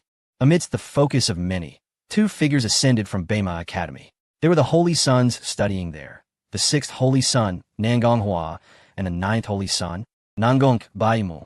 They had received notice from their family to welcome Nangong Hao at the academy. These two had previously resented Nangong Hao's elevation to Divine Son and had planned to challenge him in due course. However, now they dared not utter a word. The deeds Nangong Hao had accomplished recently had utterly subdued them. Greetings, Holy Son. The two Holy Sons bowed respectfully. Take me to the examination area. Nangong Hao declared from his perch on the Divine Palanquin, showing no inclination to disembark. The women standing beside him, including Qin Shuiyao, felt somewhat awkward, yet none dared to oppose him. The two Holy Sons exchanged glances, both feeling helpless. Nangong Hua cautiously suggested, Holy Son, why don't you disembark? We can show you around the academy before heading over. Yes, the academy's scenery is quite lovely, Nangong Baimu quickly added with a forced smile. They certainly lacked the audacity to lead him directly to the examination area, which was guarded by the academy's instructors. A conflict with those instructors would be disastrous. Nangong Hao furrowed his brow. What scenery? Hurry and lead the way. Or do you intend to make this Holy Son find it on his own? The two Holy Sons exchanged exasperated glances, suppressing laughter. What a ridiculous notion. If they allowed Nangong Hao to wander the academy aimlessly in search of the examination area, who knows what calamities might ensue? Without further hesitation, they guided Nangong Hao toward the examination area, followed closely by the throng of spectators eager to witness just how audacious he could be. Did he truly dare to enter the examination area in a divine palanquin before the many instructors and mountain leaders? Amidst the thunderous sounds of thunder and the trembling gazes of onlookers, Nangong Hao indeed proceeded to the examination area in his divine palanquin. The examination area was already bustling with people preparing to register and partake in the assessment. Without exception, all were exceedingly respectful, afraid even to breathe loudly, lest they offend the academy and jeopardize their chances for learning and cultivation. Yet, just as the atmosphere in the examination area was one of harmony and camaraderie, the sky rumbled with thunderous sounds. Initially, the crowd thought it was a change in weather. However, upon closer inspection, they realized the divine palanquin was approaching. Everyone was astonished. Who could this be? A leader from an immortal faction? An ancient beast of noble blood? Or perhaps a visitor from Zhongzhou? Only those of immense power would dare to traverse Bema Academy in such a brazen manner. Yet, they could not have anticipated that one of the academy's instructors would suddenly bellow, Nangong Family's Divine Son, you are exceedingly presumptuous. How dare you approach the examination area in a vehicle? Do you not regard the academy with due respect? What? The one in the palanquin is the Nangong Family's Divine Son? How outrageous! Is he so arrogant just because he has annexed the Shihai clan? He has always been arrogant, but elsewhere no one dares to challenge him. Let us see how the academy's instructors will discipline him. Look, an instructor is taking action. Amidst the murmurs of the crowd, a gentleman clad in a white robe ascended into the air and sternly admonished, do you possess any decorum? Come down and bow in reverence to make amends. Chapter 77. I wish to conquer the Baima Pass. Sir, please refrain from taking action. The sixth Holy Son, Nangong Hua, was exceedingly alarmed and immediately rushed forward to obstruct the gentleman from the academy. Nangong Bai's complexion also paled. Although they had not interacted extensively with Nan Gonghao, their family had already cautioned them. Should Nan Gonghao become enraged, he would dare to confront even the most esteemed of scholars, let alone a mere academy instructor. Thus, anyone who might provoke Nan Gonghao must be prepared to face repercussions and must intervene. Otherwise, it would spell disaster. Initially, the two holy sons were somewhat skeptical. However, upon witnessing Nan Gonghao daring to drive into the Bai Ma Academy, they realized he was certainly capable of anything. The academy instructor, thwarted from taking action, was infuriated. Nan Gonghao, do you not understand the importance of respecting your teachers and the path of learning? Respecting teachers and the path of learning? Nan Gonghao looked down at the instructor with a cold gaze and inquired, "What have we done to warrant such accusations of lacking decorum and disrespect?" Upon hearing Nan Gonghao speak, the two holy sons from the Nan Gong family felt a chill run down their spines. This was not good. The instructor they confronted was indeed a figure from the B-class district, a trusted confidant of the mountain master of San Yisheng. He had been waiting for Nan Gonghao, intent on making things difficult for him. With an opportunity to respond to Nan Gonghao's audacity, he would not hold back. The instructor sneered. "Your driving into Bai Ma Academy demonstrates your lack of upbringing. Do you know this is a place where even your parents would disembark to pay their respects? However, I have heard that my father once stormed through Bai Ma Pass, found you lacking, and simply left the academy." Nan Gonghao replied nonchalantly. "You, utterly outrageous." The academy instructor was furious, but found himself at a loss for words. This incident was indeed true and well known among the older generation, though many of the young elites present were unaware. Upon hearing this, they could not help but express their astonishment. Goodness! Nan Gonghao's father is the legendary Jinyu Shenyang, Nan Gongye, who is said to have shaken the eastern wilderness with a single hand. Indeed, this pair is as arrogant as each other. Do you think Nan Gonghao will also withdraw from the academy? Huh? Does he even qualify? Let me share a secret. When Nan Gongye stormed through Bai Ma Pass, he was at the pinnacle of the heavenly emperor realm. Once he succeeded, he became a saint. So that is the case. It is said that Nan Gonghao is merely at the heavenly prince realm, so he certainly cannot match up. A group of people engaged in animated discussion, their initial shock transforming into disdain or disbelief. They did not believe Nan Gonghao could replicate the miracle achieved by his father. The academy instructor, overhearing the chatter below, retorted coldly, "Nan Gonghao, even if your father accomplished such feats in the past, I harbor no resentment towards him. Do you know why? Because you cannot defeat my father." "I am fully aware," Nan Gonghao replied earnestly. The instructor and the onlookers could only agree that while this statement may have been harsh, it bore an element of truth. Yet the instructor remained furious. "Nonsense. I admired his character, but you are unworthy. Even if the academy has not explicitly prohibited driving into the premises, it is an unwritten rule respected by many formidable beings. Moreover, you did not disembark to greet us, your teachers, and even permitted the family holy son to shove and obstruct me. This is a blatant disrespect for the teachings." The crowd nodded in agreement, acknowledging the validity of the instructor's words. No one is preventing you from driving in, but at the very least, you should show respect to your elders. The saying goes, once a teacher, always a father. Do you think you can speak to your father while remaining seated in your vehicle? Yet Nan Gonghao remained indifferent, declaring, "Elders, you are unworthy to instruct me. You." The academy instructor was infuriated. "Though my cultivation may be lacking, I am certainly well versed in ancient and modern knowledge. What qualification do you have to claim I am incapable of teaching you? I have heard that one must conquer the 12 trials of Bai Ma Pass to become an instructor at the academy." Nan Gonghao posed a question instead of responding directly. "Indeed, what of it?" The instructor replied dismissively, but soon displayed a look of shock. "You intend to challenge Bai Ma Pass? You aspire to become an instructor? Otherwise, should I merely become an ordinary student like these individuals? That would be beyond foolish. With my talent, only the academy's venerable master would merit my respect. As for you, not a chance," Nan Gonghao stated coldly. The academy instructor's face turned crimson with indignation, though he felt a sense of restraint. He had been dispatched to provoke Nan Gonghao, intending to publicly reprimand him when he registered, thereby declaring him unworthy of entering the academy, but granting him leniency to be a mere D-class student. Now, however, Nan Gonghao had not registered and had boldly confronted him, intending to challenge Bai Ma Pass. The instructor felt his anger choked in his throat, unable to voice it, unable to swallow it. He could neither argue nor strike back. Damn it, this is infuriating. Meanwhile, within the academy, The mountain masters, observing the situation through precious artifacts, wore somber expressions. In particular, San Yisheng, who had vehemently opposed Nan Gonghao's entry into the academy, was furious. Lu Qinshi, this is the person you support.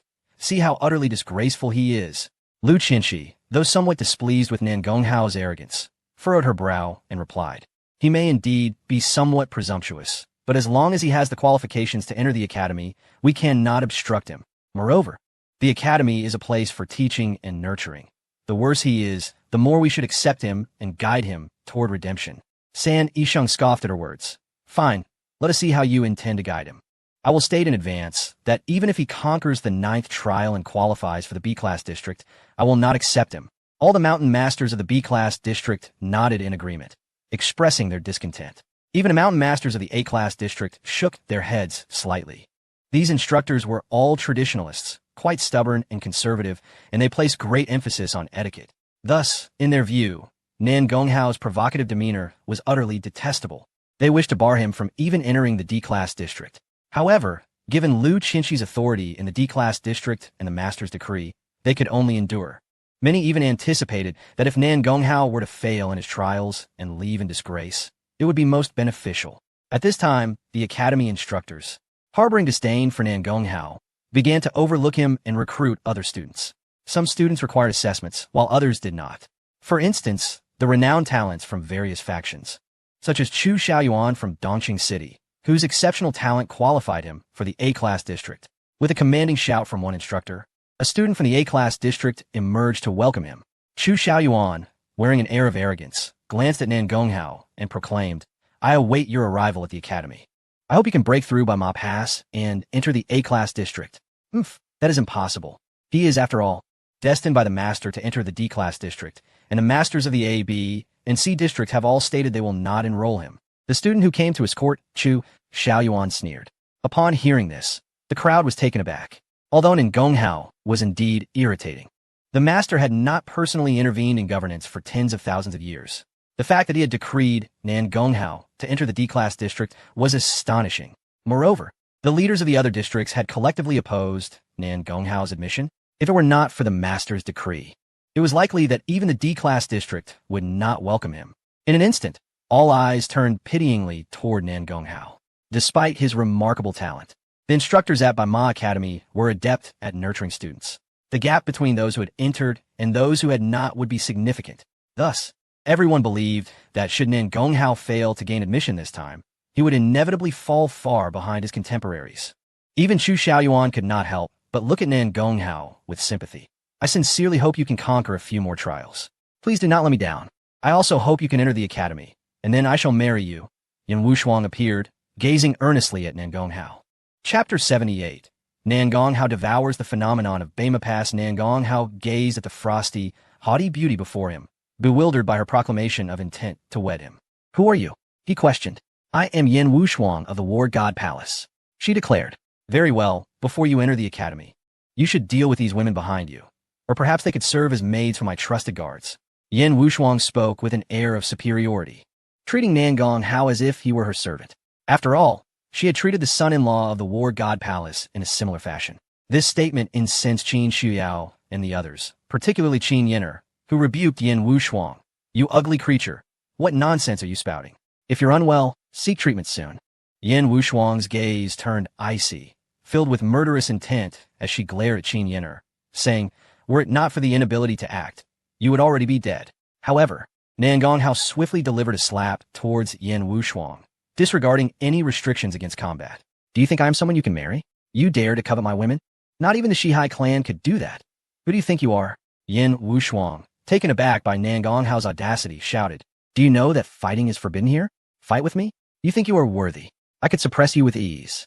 Nan Gonghao's palm descended, infused with surging blood vitality and thunder, forming a colossal handprint that trembled the air. Yan Wushuang remained motionless, her expression rigid, having recently learned a lesson. Yet, that handprint capable of obliterating a peak royal suddenly vanished. A deep voice resonated from the depths of the academy. Fighting is prohibited. Nan Gonghao let out a cold laugh and charged directly at Yan Wushuang. Unprepared for his continued defiance, she furiously drew her sword. You seek death. But another wave of energy surged forth from the academy's depths, righteous and overpowering, rendering Yan Wushuang immobile. As the Azura princess, she had always been domineering and had never endured such humiliation. She bellowed, "I shall personally lead an army to destroy Bema Academy in the future." With a sudden cry, Yan Wushuang was sent flying by a single punch, crashing to the ground, disbelief etched on her face. The surrounding onlookers were stunned, and as they noticed the bruises marring Yan Wushuang's visage, they gasped in shock. What was happening? The academy had merely restrained Yan Wushuang, yet not Nangong Hao. Had her words provoked the academy's ire, leading them to use Nangong Hao as a means to teach her a lesson? Eyes widened in realization. They understood their misjudgment. The academy must have also suppressed Nangong Hao, but had failed to do so. At that moment, a swirling aura of primal yellow enveloped Nangong Hao, an embodiment of chaotic phenomena. The endless chaos seemed capable of devouring all, rendering everything uncontainable. Suspended in midair, Nangong Hao coldly fixed his gaze below and intoned, "Yan Wushuang, seeing your fortune is crimson and you possess some value, I shall spare your life. Do not attempt to provoke me again." With that, he ascended towards Bema Academy, brazenly heading to breach Bema Pass. Yan Wushuang lay on the ground, her eyes filled with murderous intent as she watched Nangong Hao. The others were equally stunned, at a loss for words, merely observing as he strode towards Bema Pass like a deity descending to the mortal realm. The young man had garnered such attention that many instructors at the academy voiced their discontent. They continued to announce the list of individuals who could enter the academy without examination. The little princess of Baiwuguo, Yining, with exceptional talent, could enter the B-grade zone. The crown prince of Baiwuguo, Yin Shiye, with extraordinary aptitude, could enter the A-grade zone. Yan Wushuang of the Zhongzhou War God Palace, with exceptional talent, could enter the A-grade zone. The Prince of the Chaos Magic Sea, with unparalleled talent, could enter the A-grade zone. Regrettably, despite the academy announcing many prominent figures, no one paid attention. All eyes were fixed on the direction of Bema Pass. They were eager to discover how far Nangong Hao could proceed. Even those gifted individuals whose names were called did not rush into the academy, but instead stood outside to watch. "Go, Brother Hao!" A cheer rang out from Qin Yin'er. "Young Master, go!" shouted Sidu Ruwei and the little fox demon. Qin Shuyao, more composed than the others, clenched her jade hands tightly, her gaze fixed intently on Nangong Hao.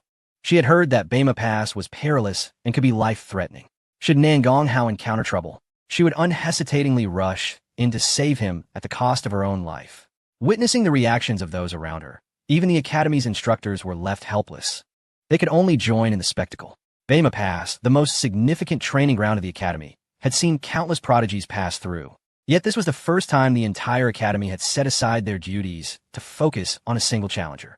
Nangong Hao had truly created a miracle. However, for Nangong Hao, this attention was merely commonplace. The significance of Bema Pass was far greater than public scrutiny. Bema Pass had existed since the inception of Bema Academy. It was said that it began as an ordinary place until the master attained enlightenment there. The master pondered for millennia at Bema Pass. And on the day of his success, a cataclysmic phenomenon erupted. 12 distinct phenomena were generated, all transformed into barriers by the master. Each phenomenon represented a challenge, and legend had it that entering these challenges could not only enhance one's strength, but also aid in comprehending the phenomena. Yet there existed a particularly terrifying aspect. If one possessed a phenomenon that clashed with those of Bema Pass, it would prove exceedingly difficult to pass through, as it would be akin to opposing the master. The master was a quasi-emperor, a figure who nearly ascended to the throne. Few in the Eastern Wasteland could rival him. Thus, as Nangong Hao entered, no one held any hope. Bema Pass consisted of 12 mountains, each containing a unique phenomenon. As Nangong Hao approached the first challenge, he probed with his divine sense. The first challenge was a phenomenon of thunder. Upon his entrance, the first challenge of Bema Pass activated automatically. Crack! Boom! Dark clouds enveloped the sky as thunder dragons danced through the realms. The terrifying spectacle instilled fear and trepidation in the hearts of countless spectators. However, the prodigies remained confident. It was merely thunder. They could conquer it. Why is he walking so cautiously? Is he afraid he won't even pass the first challenge? Sneered a prodigy unfamiliar with Nangong Hao. The crowd remained silent, their eyes fixated on him. Many in the Eastern Wasteland were aware that Nangong Hao possessed 4 phenomena, including the phenomenon of thunder. As Nangong Hao attempted to step into the first challenge, he found the thunder did not reject him. Rather, it welcomed him. Countless thunder dragons descended, swirling around him. These thunders even triggered Nangong Hao's tribulation lightning phenomenon. Everyone understood that traversing this challenge would be exceedingly effortless for him. Yet, what transpired next was rather peculiar. The thunder dragons swirling around Bema Pass began to merge slowly with the tribulation lightning phenomenon behind Nangong Hao. A professor from the academy exhibited a look of uncertainty. Bang! In the assembly hall of the academy, San Yisheng stood up in astonishment and fury, his voice booming like thunder, echoing throughout the academy. This rascal is devouring the phenomena of Bema Pass. Everyone, do whatever it takes to stop him. At this declaration, the crowd was taken aback. What the hell? Are you kidding? This mere youth at the heavenly sovereign realm dares to consume the master's phenomena? Although the first phenomenon was the weakest, such a result was unfathomable. Moreover, the first challenge of Bema Pass was a place where many refined their souls and bodies using thunder. If Nangong Hao were to consume it, how would they train in the future? Stop him. We must prevent this. All the scholars standing nearby rushed forward in a fury.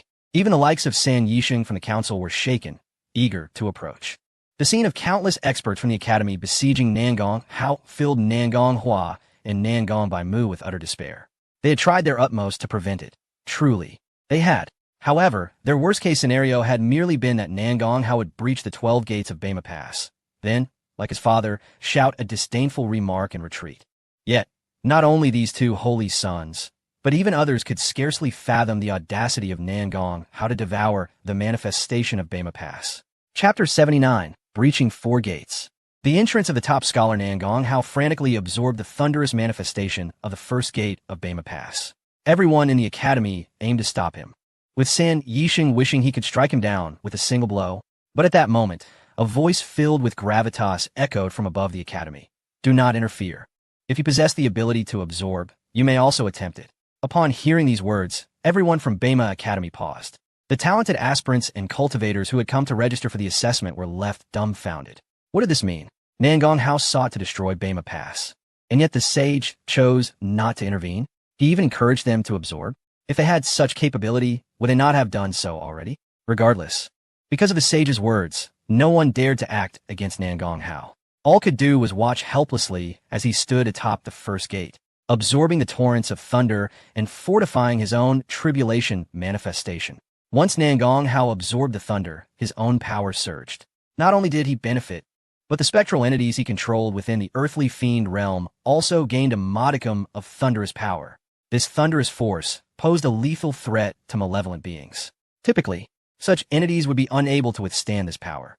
Yet, the spectral beings under Nangong Hao's command had been nourished by his Xian Huang Qi, granting them a robust constitution.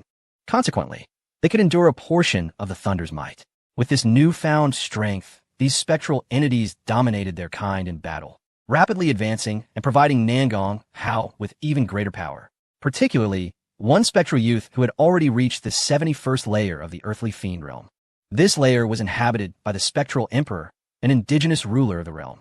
Initially, the youth, suppressed and exiled, wandered like a lone wolf in the 71st layer. However, as he sought an opportunity, he suddenly felt the infusion of thunderous power. Terrified, yet exhilarated, he fervently absorbed this force, yearning to grow stronger and establish his own realm within the 71st layer. Nangong Hao sensed the will of the spectral youth and smiled faintly, allowing him to absorb his thunderous power. Meanwhile, Nangong Hao strode confidently toward the next gate. The second gate of Bema was the realm of life and death. This gate was designed for the students of Bema Academy to refine their souls. The manifestation here was split in two, one half basking in radiant sunlight, the other shrouded in an impenetrable darkness. Light represented life, while darkness represented death. As Nangong Hao stepped in, he positioned himself precisely at the juncture of the two realms. The left half of his body basked in the light, while the right half dwelled in the shadows. In the next moment, he felt two distinct forces tugging at his soul. The souls within the two realms also experienced a divergence. The sunny side, ablaze with heat, continuously refined Nangong Hao's 3 souls and 7 spirits, purging the sinister energies within him and rendering his soul more cohesive and pure. The shadowy side, frigid and chilling, fortified his soul, for too much rigidity can lead to fracture. Even the most seasoned individuals from Bema Academy typically dared to enter only one half of this realm and would retreat to recuperate before venturing into the other. Yet, Nan Gonghao was the first to tread upon both realms simultaneously. What left everyone in despair was that he emerged unscathed. In fact, a manifestation of yin and yang began to materialize behind him. One yin, one yang. The Taiji diagram slowly revolved, ceaselessly absorbing the power of the second gate. Soon, the manifestation of this realm was consumed. Likewise, the harmonious power of yin and yang was transmitted to the spectral youth. The spectral youth, invigorated, found himself wielding yin in his left hand and yang in his right, grasping a formidable divine technique. As he was under Nan Gonghao's control, this technique was also learned by Nan Gonghao. Upon mastering this technique, the spectral youth surged forth toward a vast indigenous empire within the earthly fiend realm. He aimed to eliminate the emperor of the empire and seize the kingdom. Meanwhile, Nan Gonghao continued on to the next gate. The upcoming gate was filled with countless stars, primarily assisting in comprehending the principles and powers of order, as well as mastering divine skills and treasures. Naturally, this could not restrain Nan Gonghao. As the celestial map emerged behind him, many talented individuals could not help but reveal their despair. This individual could potentially absorb the manifestations of 4 gates. However, the manifestation of the 4th gate was not a chaotic one, but rather a manifestation of myriad demons. This was the manifestation of inner demons forced out by the sage, cultivated over countless years, acquiring immense power. These entities could invoke the deepest fears and most reluctant memories within a person's heart. Once the entrant's mind wavered, the inner demons would seize the opportunity to invade their body, potentially leading to possession. Many students from Bema Academy had perished in this gate. Seeing Nan Gonghao enter this gate unscathed, many students who had been training within the academy could not resist emerging to observe. Even deeper within the academy, 3 figures, bearing the weight of envy and admiration, watched intently. These 3 were the most outstanding students of the academy: the top scholar, Sun Bangyan, and the flower scholar. These 3, who were both friends and rivals, engaged in discussion as they observed Nan Gonghao. "How far do you think he can go?" the top scholar suddenly inquired. Sun Bangyan pondered briefly before responding. "The 11th gate, for he surely cannot surpass the final gate. I believe he may only linger at the 10th gate, perhaps not even entering." The flower scholar retorted scornfully. "You should not harbor resentment while gauging his strength." The top scholar, shrouded in brilliance, obscured his expression and form, yet his voice carried a note of caution.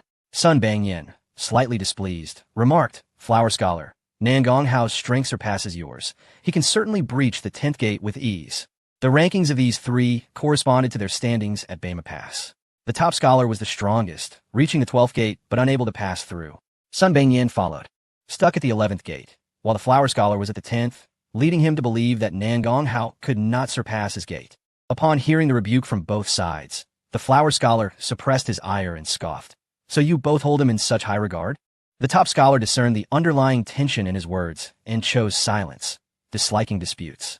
Sun Bangyan, however, admonished flower scholar, "If you continue to harbor jealousy towards those with talent, do not stand with us. You do not deserve it."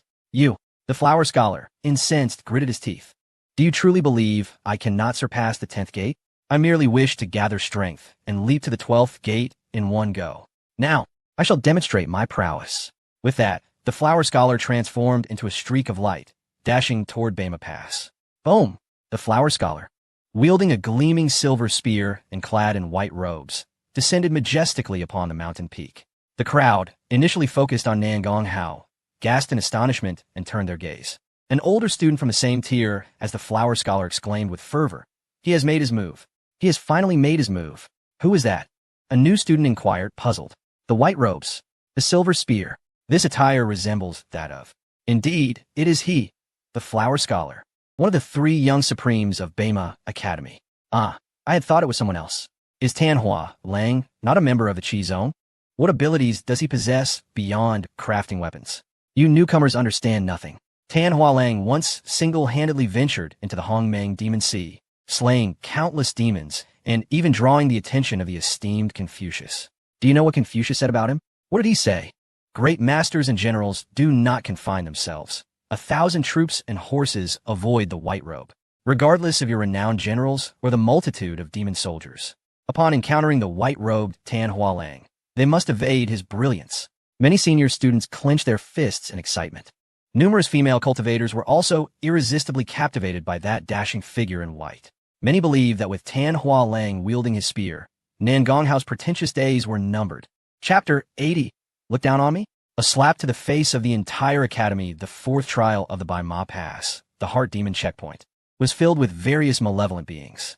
There were the frenzied, the effeminate, and even seductive female demons, all representing the myriad of human desires, constantly encircling Nangonghao, attempting to drag him into the depths of hell. Boom!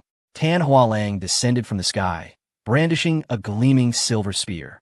As the spear quivered, it emitted a resonant clang, causing the surrounding heart demons to recoil in fear. Nangonghao, your nature is arrogant. Beware of being exploited by the heart demons. My advice to you is to cast aside your pride, proceed with humility, and you shall remain untroubled. Tan Hualang spoke these words calmly before advancing with his spear.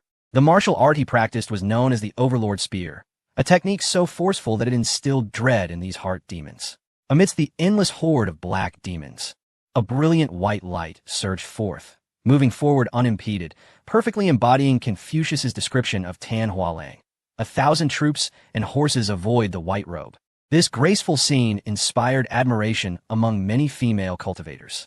Moreover, the third-ranking talent of the academy, Yong Xiaoya, gazed at Tan Hualang with sparkling eyes.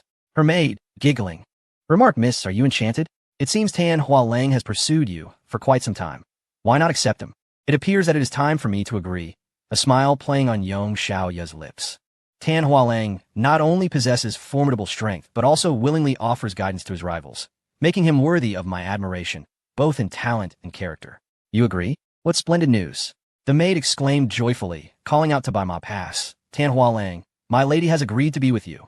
You little minx." Yong Xiaoya shot her maid an indignant glare, though she wasn't truly angry.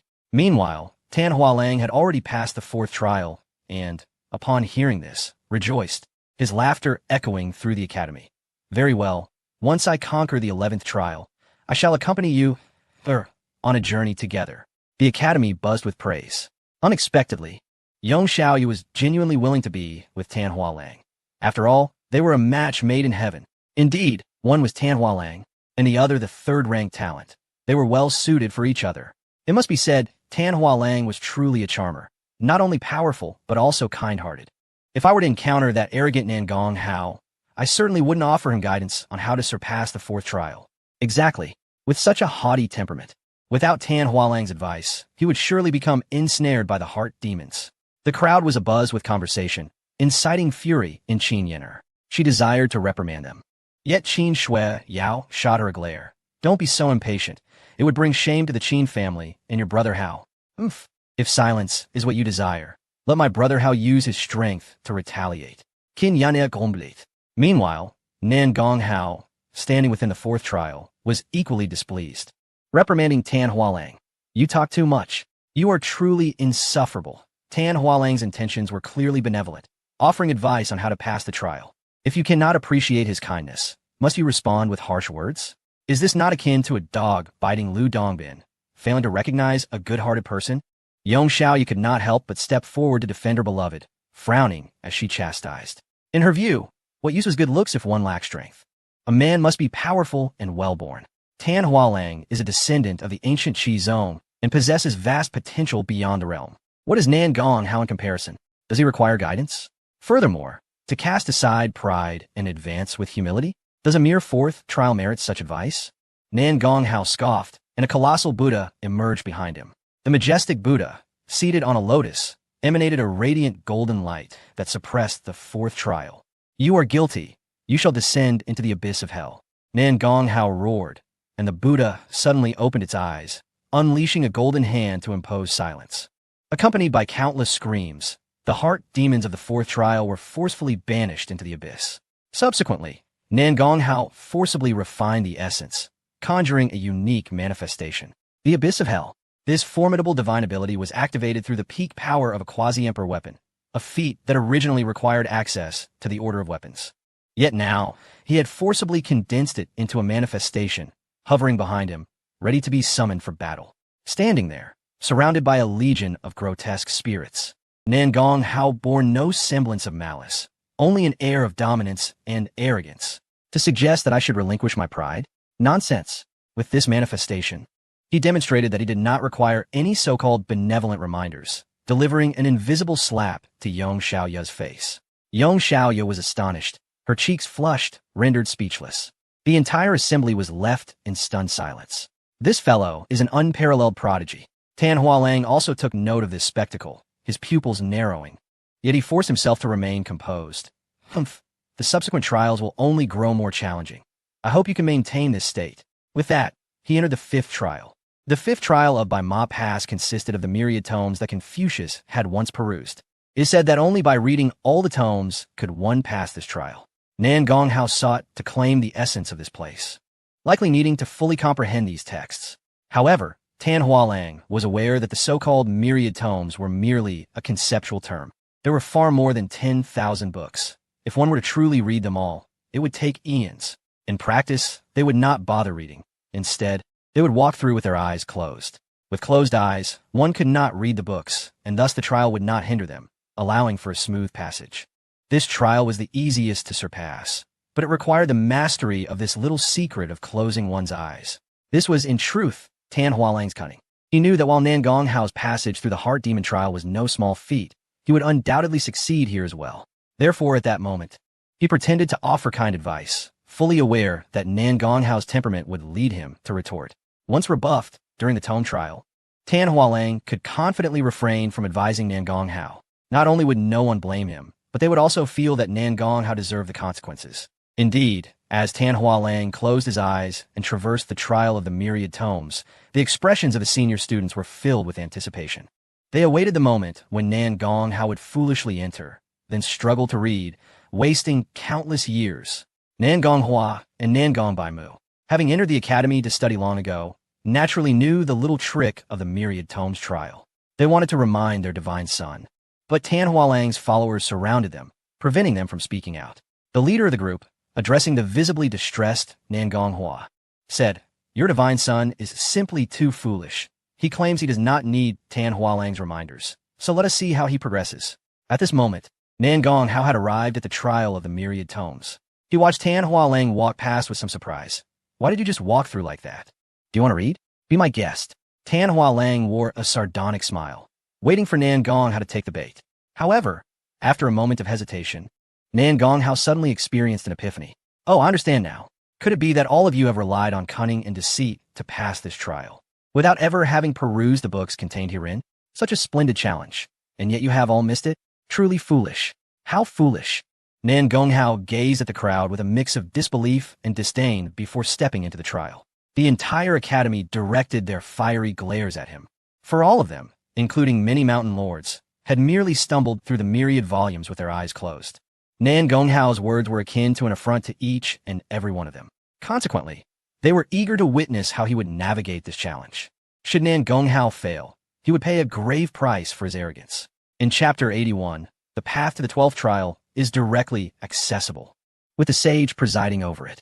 As the saying goes, to read a myriad of books is not as enriching as to travel 1,000 miles. This trial does not necessitate reading every tome nor resorting to trickery. After all, any act of laziness along the path of cultivation only serves to hinder oneself. With a mocking expression, Nan Hao strode into the trial. In an instant, the myriad volumes soared into the air, suspended in the void. With a rush, accompanied by the roar of the wind, the volumes shattered, transforming into a pathway. This path floated above the ground, surrounded by exotic flowers and rare beasts, presenting an indescribable spectacle. Upon closer inspection, it became evident that this was a path of order. By traversing it, one could comprehend and wield the order of calligraphy and painting. This artistic order possessed tremendous power, granting the ability to bring words to life and to write as if guided by divine hands. For instance, a person who has mastered this order could declare, "Let there be light," and the heavens would illuminate magnificently. If they commanded, "Let there be wind," a tempest would arise. Even if they drew a fearsome beast, it would materialize and obey their command. In essence, it could transform the abstract into the tangible. As Nan Hao walked upon this path of order, the entire academy was left in a state of bewilderment. This institution had been established for countless years, From the mountain lords to the ordinary students, they had all relied on the tactic of closing their eyes to pass through the myriad volumes trial time and again. Yet, never had anyone truly grasped the essence of this challenge. How delightful! What a remarkable statement. To read a myriad of books is inferior to traveling 1,000 miles. I have created this trial for countless years, and you are the first to genuinely pass it, while the world may scorn your arrogance. I find your boldness and pride commendable. From the depths of the academy, the sage's joyous laughter suddenly resonated. Clearly, he had developed a deep fondness and admiration for Nan Gonghao. However, each word uttered by the sage struck like a hammer upon the hearts of the academy's denizens. In that moment, the sound of shattered aspirations echoed widely. All were pale with shock. They could no longer bear it. This individual was truly extraordinary, delivering a staggering blow to all. Even many mountain lords could not help but break down in tears. We prided ourselves as sages, as great scholars, and yet, in the end, we were schooled by a mere child. Utterly speechless. Utterly speechless. We are ashamed to call ourselves teachers. Sage, we finally comprehend why you have long withheld permission for us to establish other academies. It is our own foolishness. Nan Gonghao, your boldness is admirable. Thank you for awakening us from our ignorance. Among the 72 sages of Bai Ma Academy, a significant number expressed their recognition and even reverence for Nan Gonghao. In ancient times, there were tales of a master who would take on a disciple for merely correcting a single character. Now these sages, having been entrenched in their outdated ways for half a lifetime, were roused by Nan Gonghao's brilliance. Naturally, they held him in even higher esteem. Yet, they still did not recruit Nan Gonghao as a student, for in their hearts, he was already worthy of being a mountain lord. Even if he were to falter in the remaining trials, he would undoubtedly become the 73rd sage of the academy. Not only others, but even the flower champion was rendered speechless. He watched helplessly as Nan Gonghao trod the path of order, stepping upon his very head as he advanced to the next trial. He was on the verge of a complete breakdown. He had intended to toy with Nan Gonghao, yet found himself schooled instead. No, I refuse to accept this. Why is he able to see through the truth of the myriad volumes trial? His father must have informed him. The Zhenyu God King had once conquered all the trials of Bai Ma Pass. He must be cheating. The flower champion gritted his teeth, completely disregarding the sage's declaration that Nan Gonghao was the first to genuinely pass the myriad volumes trial.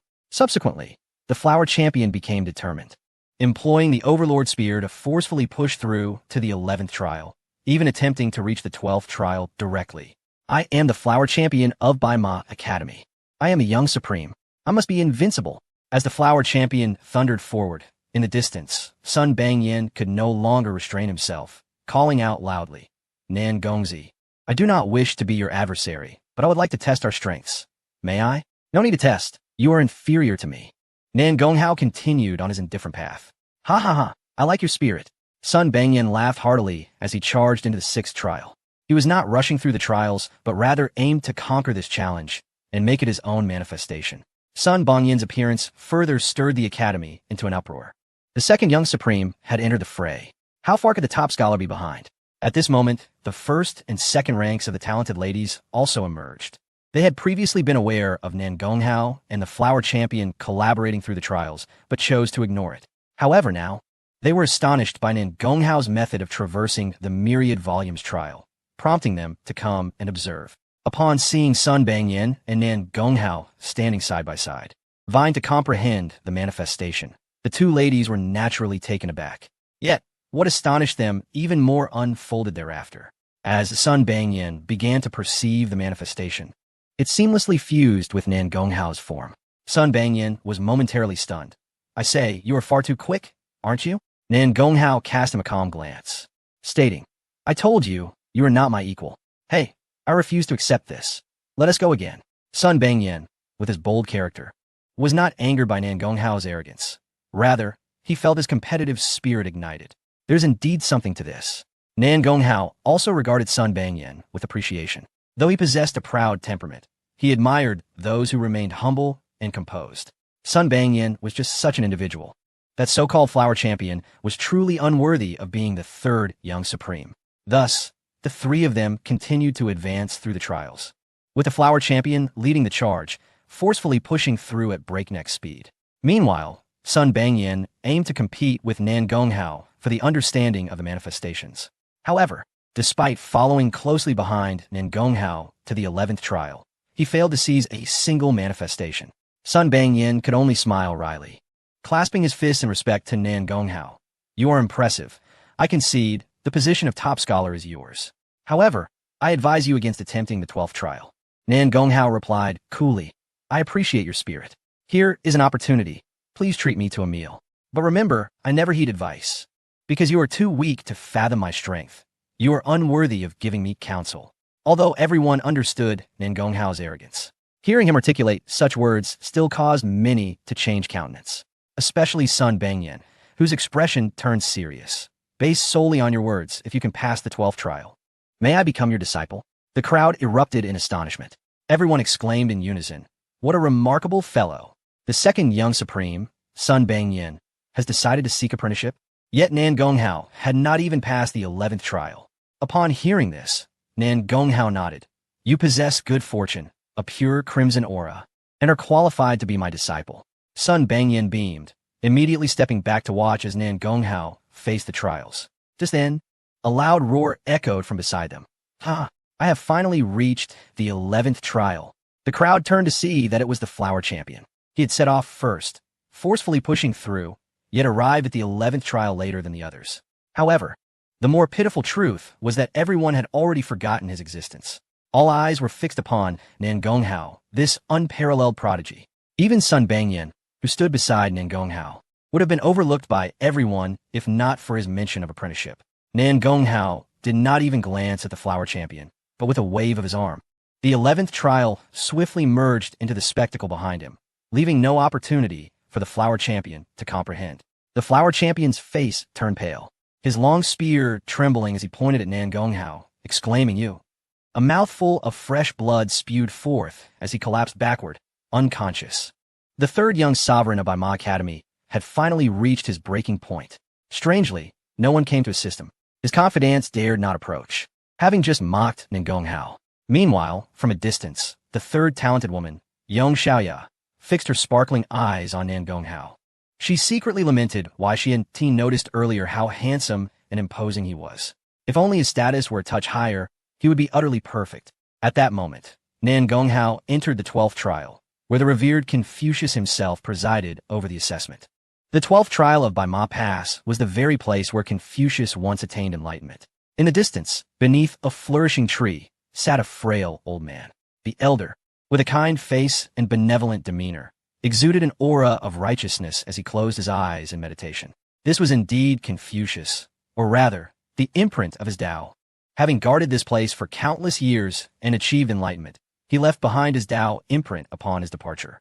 The Tao imprint resembles the lingering essence of a great emperor, a shadow of the true being, devoid of self-awareness and thought, obedient only to the commands of its master. It lacks the fluidity of the great emperor's essence. To pass this trial, one must engage Confucius in discourse. If the challenger can persuade him with their own understanding of the Tao, they will succeed. Some have indeed triumphed in this trial, including several elder mountain lords from the A-grade zone, and even Nan Gonghao's father had once succeeded. It was precisely because Nan Gonghao had persuaded Confucius with his own Tao that he found it uninteresting and withdrew from the academy. However, at that time, Nan Gonghao had already reached the pinnacle of the emperor realm and, upon entering the sage realm, became a sage king, dominating Dongwon. In contrast, the current Nan Gonghao was merely at the intermediate celestial king level. Compared to Nan Gonghao, he was vastly inferior, even falling short of the flower champion. Thus, everyone's gaze was fixated on Nan Gonghao, eager to discover what his Tao was and how formidable it could be. Even the flower champion and the mountain lords grew tense. No one dared to breathe, their eyes intensely trained on Nan Gonghao. In the 12th trial, Nan Gonghao stared at the Tao imprint of Confucius seated beneath the tree. It was a shadowy existence, yet it emanated an undeniable power that commanded respect. Speaking with such an entity would undoubtedly be a daunting challenge. Many would struggle to even utter a word. The flower champion and others who had entered this trial were acutely aware of the overwhelming pressure within. Nan Gonghao remained still, seriously inquiring, Confucius, I wish to know how my father overcame this trial. Upon hearing this, the crowd frowned in discontent. Why was he asking about Nan Gonghao? Was he attempting to emulate his father's method to succeed? Such actions would amount to cheating. But wait, Each person's Tao is unique. Imitation is impossible, and appropriation is futile. Even if Nan Gonghao were to learn of his father's Tao, it would not guarantee his success. The crowd was puzzled. Suddenly, the Tao imprint of Confucius, which had been in deep meditation, quivered gently and opened its eyes. Those aged eyes were filled with boundless wisdom, leaving the onlookers in awe. Confucius had indeed sent forth a fragment of his spirit into the imprint to personally meet Nan Gonghao. The crowd could not help but wear expressions of bitterness. After all, they harbored resentment towards Nan Gonghao's arrogance, even deeming him unworthy of entering the academy. Yet, Confucius's fondness for him surpassed everyone's expectations. At that moment, Confucius smiled warmly at Nan Gonghao. I presume you have come to understand that matter? Nan Gonghao's pupils constricted. Indeed, his suspicions were confirmed. The reason he had inquired about his father's approach to the trial was that he recognized his father's Tao as the supreme demonic path. Such a Tao, known to the righteous Confucius, would undoubtedly be suppressed. But why had Nan Gonghao been allowed to depart? Nan Gonghao politely requested clarification, acknowledging Confucius's benevolence. The Tao has no intrinsic good or evil. It is determined by the heart of the person, Confucius stated earnestly. Nan Gonghao's eyes suddenly sparkled with enlightenment as he exclaimed, Confucius, you possess remarkable wisdom. Truly, if Confucius had not been born, eternity would be akin to a long night. This statement sent shockwaves through the crowd. Even Confucius's eyes glinted with a spark of recognition. As a prominent figure in Dongwon, revered as a sage, he had been lauded by countless individuals. Yet, no one had ever uttered words like those of Nan Gonghao. If Confucius had not been born, eternity would be akin to a long night. This declaration surpassed the flattery of 1,000 words. The assembly nodded in agreement, and even the most resentful of Nan Gonghao, San Yisheng, softened his gaze slightly. This fellow may appear arrogant, yet his words are quite agreeable. Confucius serves as a guiding light, illuminating the ages, preventing us from succumbing to the demonic path. However, San Yisheng's expression soured once more. For Nan Gonghao boldly approached Confucius and lightly stated, Confucius, you once assisted my father. Allow me to lend you a hand and help you take that final step. Confucius looked puzzled. San Yisheng, however, angrily retorted, You, a mere child, dare speak so arrogantly. What capability do you possess that merits such words? Nan Gonghao asserted, The Tao that can be spoken is not the eternal Tao. The name that can be named is not the eternal name. The nameless is the beginning of heaven and earth. The named is the mother of all things. Thus, one must remain desireless to observe its subtleties. One must possess desires to observe its manifestations. These two emerge from the same source, but have different names. Both are referred to as the profound. The profound beyond the profound is the gateway to all marvels. Nan Gonghao did not instruct others, but he was well-versed in the Tao Te Ching. At that moment, as the astonishing verses of the Tao Te Ching were recited, the atmosphere shifted dramatically. Purple qi surged from the east, spanning 30,000 miles. Fragrant aromas descended from the heavens, and golden lotuses erupted from the earth, surrounded by countless wondrous flowers and grasses, endlessly flourishing and vanishing. The power of the laws surged from the void, coalescing into order. Above order lies the Tao, the Confucian Tao. Suddenly, white radiance surged from Confucius, transforming into wisps of vapor that ascended into the sky. This was the righteous aura, a unique power of Confucian disciples. It could suppress evil and even confine all laws. The righteous aura emanating from Confucius was already vast as the sea. However, as his understanding of the Tao Te Ching deepened, wisps of vapor drifted skyward, and he miraculously condensed a righteous river spanning tens of thousands of miles with his singular strength. This river traversed east and west, with neither beginning nor end, warding off malevolent forces and safeguarding the lives of all beings, including Confucian disciples. Everyone instantly attained enlightenment. An elder mountain lord from the A-grade zone exclaimed in shock. The students of the academy were awestruck by the spectacle, left speechless. It was only upon this reminder that they hurriedly entered a meditative state. However, among them was one exception, the demonic ape prince, Ling Wumi. Originating from the primordial demonic sea, he was engulfed in demonic energy, his malevolence overwhelming. He feared the righteous aura above all.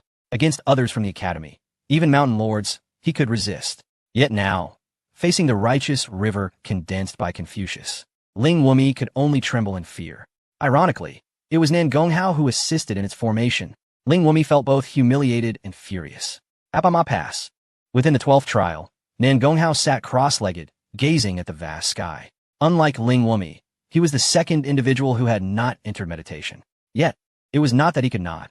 Rather, he was simply disinclined to practice. Though his path remains in its nascent form, it is imbued with an unyielding ferocity that permits no other doctrines to coexist. Once he embarks on his cultivation, it can only culminate in a fierce clash with the Confucian way, resulting in mutual annihilation. Thus, several days elapsed. All members of the academy were engrossed in their cultivation beneath the vast river of righteousness, with all activities brought to a standstill. Yet, none found this inappropriate. Moments of enlightenment for cultivators are rare, and even monumental matters must be set aside for the time being.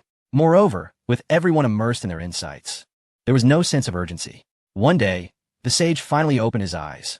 A brilliant radiance flickered within them before he reverted to normalcy, appearing rather ordinary. The sage slowly rose, having shed the surging power he once possessed.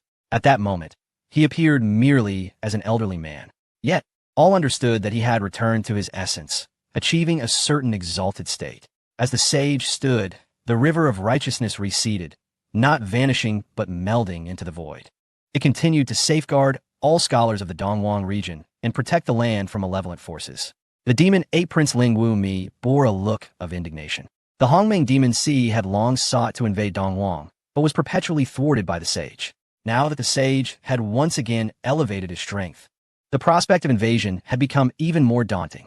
All this could be attributed to that Nan Gonghao. He truly deserved to be cursed. Chapter 83.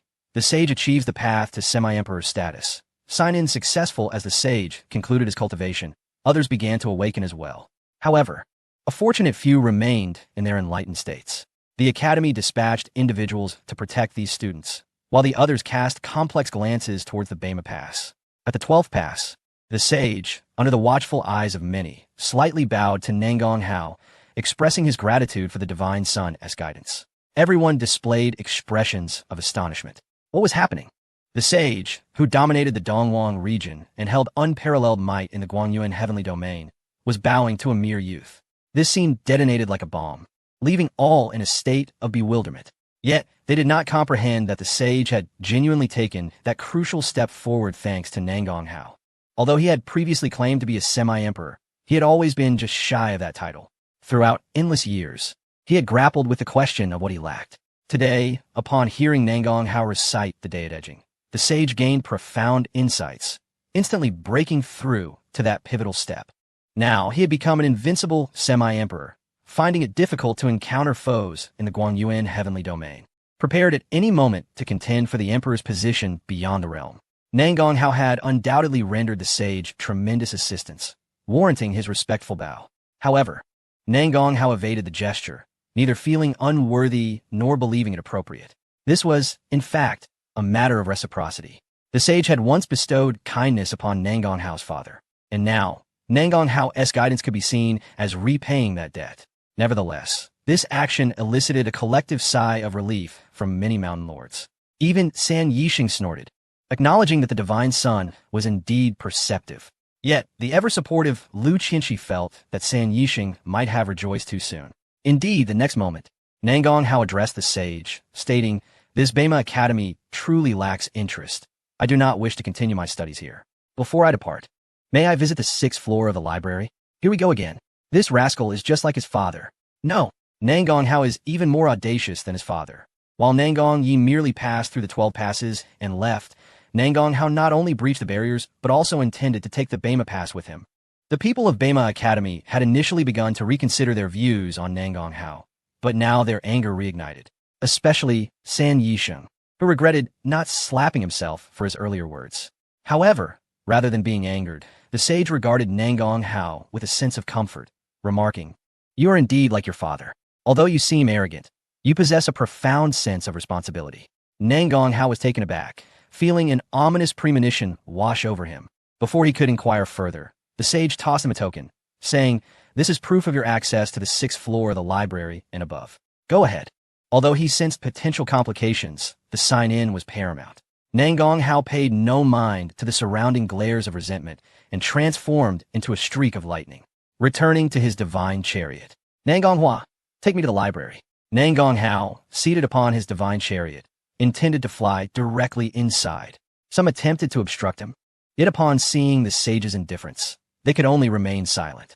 Moreover, Nangonghao's previous actions subtly convinced everyone that he indeed had the qualifications to enter the academy in such a manner. Nangonghua could only lead the way with reluctance. However, just as they were about to leave, Yin Wushuang and Lin Wumi approached, blocking the divine chariot, their gazes cold as they fixed their eyes on Nangonghao. Nangonghao, since you are unwilling to become my husband, I shall shatter your resolve and compel your agreement. You killed my brother. Are you willing to accept this royal challenge? Both sought to challenge Nangonghao. Nangonghao cast a glance at them. Yin Wushuang, possessing exceptional beauty, bore a slightly faded fortune, appearing merely as a servant girl who could wash and massage feet daily. As for the demon ape Prince Ling Wumi, Nangonghao hesitated, asking, "What qualifications do you possess to challenge me?" "Huh, you wish to wager?" Ling Wumi sneered. "I shall grant you this opportunity. Do you know the Tianhua brush?" Nangonghao frowned, clearly unaware. Beside him, Qin Shuao, possessing vast knowledge, pondered briefly before exclaiming in surprise, "The holy artifact Tianhua brush?" Ling Wumi smirked, "Indeed. Are you intrigued? If you defeat me, it shall be yours. Are you not eager?" Qin Shuao immediately whispered to Nangonghao, "The Tianhua brush is a sacred artifact from an ancient sage, imbued with righteousness that wards off evil, and its strokes are as if flowers rain down. It is both marvelous and powerful, perfectly complementing the order of brush and ink you just acquired." Nangonghao realized this prize is rather enticing. "I, the divine son, accept, but I have matters to attend to. Let us postpone this challenge until tomorrow." Are you afraid to fight?" Ling Wumi blocked Nangonghao's path. Yin Wushuang also stood before the chariot, displeased that Nangonghao disregarded her. Nangonghao, unperturbed, guided the chariot to soar over their heads once more. Infuriated, the two dared not retaliate. Ling Wumi waved her staff, screeching, "Damn Nangonghao, you coward, avoiding battle with this prince." Yin Wushuang, her beautiful face clouded with rage, clenched her silver teeth. "Damn you, once I bring you home as my husband, you shall serve me daily, enduring my humiliation." Nangonghao arrived at the library, the heart of the academy, housing the accumulated treasures of countless years. Various techniques and scriptures, even rare classics from the outside world, were contained within. Many students frequented this place to read. The library consists of 8 floors. Below the 6th floor, it is accessible to ordinary students. Even the renowned 3 young sovereigns of the academy are confined to this level. The 6th floor is reserved for the academy's teachers, the 7th for the mountain lords, and the 8th is the sage's study, off limits to all. Upon reaching the library, the 6th holy son, Nangonghua, cautiously remarked, "Divine son, you may browse the collections on the lower floors. There are many texts here that even the 4 great immortal powers lack." "No need, I do not enjoy reading." Nangonghao strode up the stairs, heading straight for the 6th floor. Nangonghua and Nangongbai exchanged wry smiles on the 1st floor. A genius is indeed a genius, exuding arrogance as expected. Qin Shuao and her companions intended to follow Nangonghao, but were instructed to stay behind and study diligently. Qin Yinner watched Nangonghao depart alone. Pouting, "Brother Hao is insufferable, telling us to read. Even if we work hard, we are destined to fall short of his strides." Qin Shuao earnestly replied, "Not necessarily. As long as we put in enough effort, we can surely stand shoulder to shoulder with him." Qin Yinner retorted, "If effort were enough, what need would there be for geniuses?" Though her words were harsh, they rang true. Even Qin Shuiao felt disheartened and lost her motivation to study. Meanwhile, Nangonghao ascended to the 6th level. There, he encountered a spatial barrier. After presenting a token, he was granted passage. As he stepped into the 6th level, a voice echoed in his mind, announcing, "Sign-in successful. Congratulations on receiving the reward, Buddha's heavenly eye." Heavenly eye? Nangonghao pondered the utility of such a power, thinking, "I'm not a monk." However, he soon perused the system's description. To his astonishment, he found it truly enticing. The heavenly eye is one of the 6 supreme divine abilities of the Buddhist school. According to legend, the Buddha utilized this power to peer through the vastness of 3,000 worlds, discerning the endless malice within human hearts, ultimately achieving enlightenment and becoming an emperor. Although Nangonghao was not yet destined to become an emperor, the myriad uses of the heavenly eye were undeniable. It would allow him to see through illusions, gaze across vast distances, and even perceive the strengths and weaknesses of others. Moreover, This divine ability contained the force of order, which could be harnessed to augment his own power. Satisfied, Nan Gonghao accepted this reward. Almost immediately, a voice resonated in his ears again, announcing, "The sign-in location has been refreshed. The next sign-in site, the Battle Demon Palace." Nan Gonghao couldn't help but grumble. This troublesome system really knows how to stir up trouble. He was about to engage in combat with the Demon Ape Prince, and he would inevitably defeat it. Yet, the system was compelling him to sign in at their palace. It was as if he were being thrust into a den of lions. However, he felt he had no choice, as the rewards from the system were becoming increasingly enticing. Who knew what awaited him next? Perhaps an imperial artifact or something of that sort. Besides, what was he afraid of? Just a bunch of monkeys. Chapter 84. Nan Gonghao. Come to succeed the position of the sage after signing in and receiving his reward. Nan Gonghao intended to leave when a figure suddenly appeared before him. The individual was tall and imposing, radiating a divine light that obscured his features. Nan Gonghao could perceive that this was merely a remnant of divine consciousness, likely left long ago. Yet, it still conveyed the immense strength of its original owner. As he gazed at the apparition, Nan Gonghao felt an inexplicable sense of familiarity. He activated the heavenly eye and pierced through the divine light to reveal the true visage of the remnant. To his astonishment, it was the Jinyu God King, Nan Gongyi, his biological father. What was happening? Nan Gonghao's face was filled with shock as he hesitantly uttered, "Father? Heir, this is but a remnant of my consciousness, and I cannot communicate with you. I apologize." Nan Gongye's face bore a look of regret. Since communication was impossible, Nan Gonghao refrained from pressing further. Nan Gongyi continued, "If all goes as expected, you should have awakened the divine punishment body by now. From the moment you were born, your mother and I recognized the peculiarity of your constitution. This body is cursed by heaven and resented by others. Once awakened, it will surely incite the enmity of all in the Guangyuan heavenly domain. Thus, we had no choice but to leave home in search of sacred medicine, hoping to one day find a way to alter your constitution. However, I believe that even without us and the sacred medicine, you will achieve great heights through your own efforts and gain entry to this academy. After all, you are my son, Nan Gongyi. If you can enter here and witness my presence, it signifies that the Hongmeng Demon Sea has begun to encroach upon the eastern wilderness. I hope you can thwart this invasion, for the Qinji Pavilion once declared that you are the only hope for the eastern wilderness. This is also an opportunity to alter your fate of being hated by others."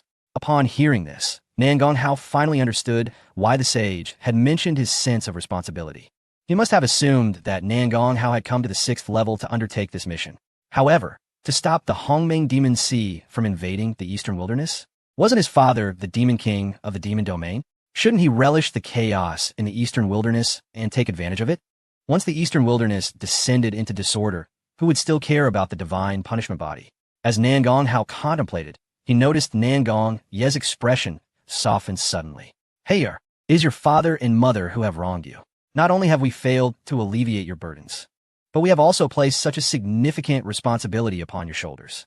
However, the elder of the Qinji Pavilion once said that he could predict all the trajectories of your life, save for what would transpire after you came into contact with a Hongmeng Demon Sea. This indicates that your life is destined for transformation upon encountering the Hongmeng Demon Sea. So I still hope you'll give it a try.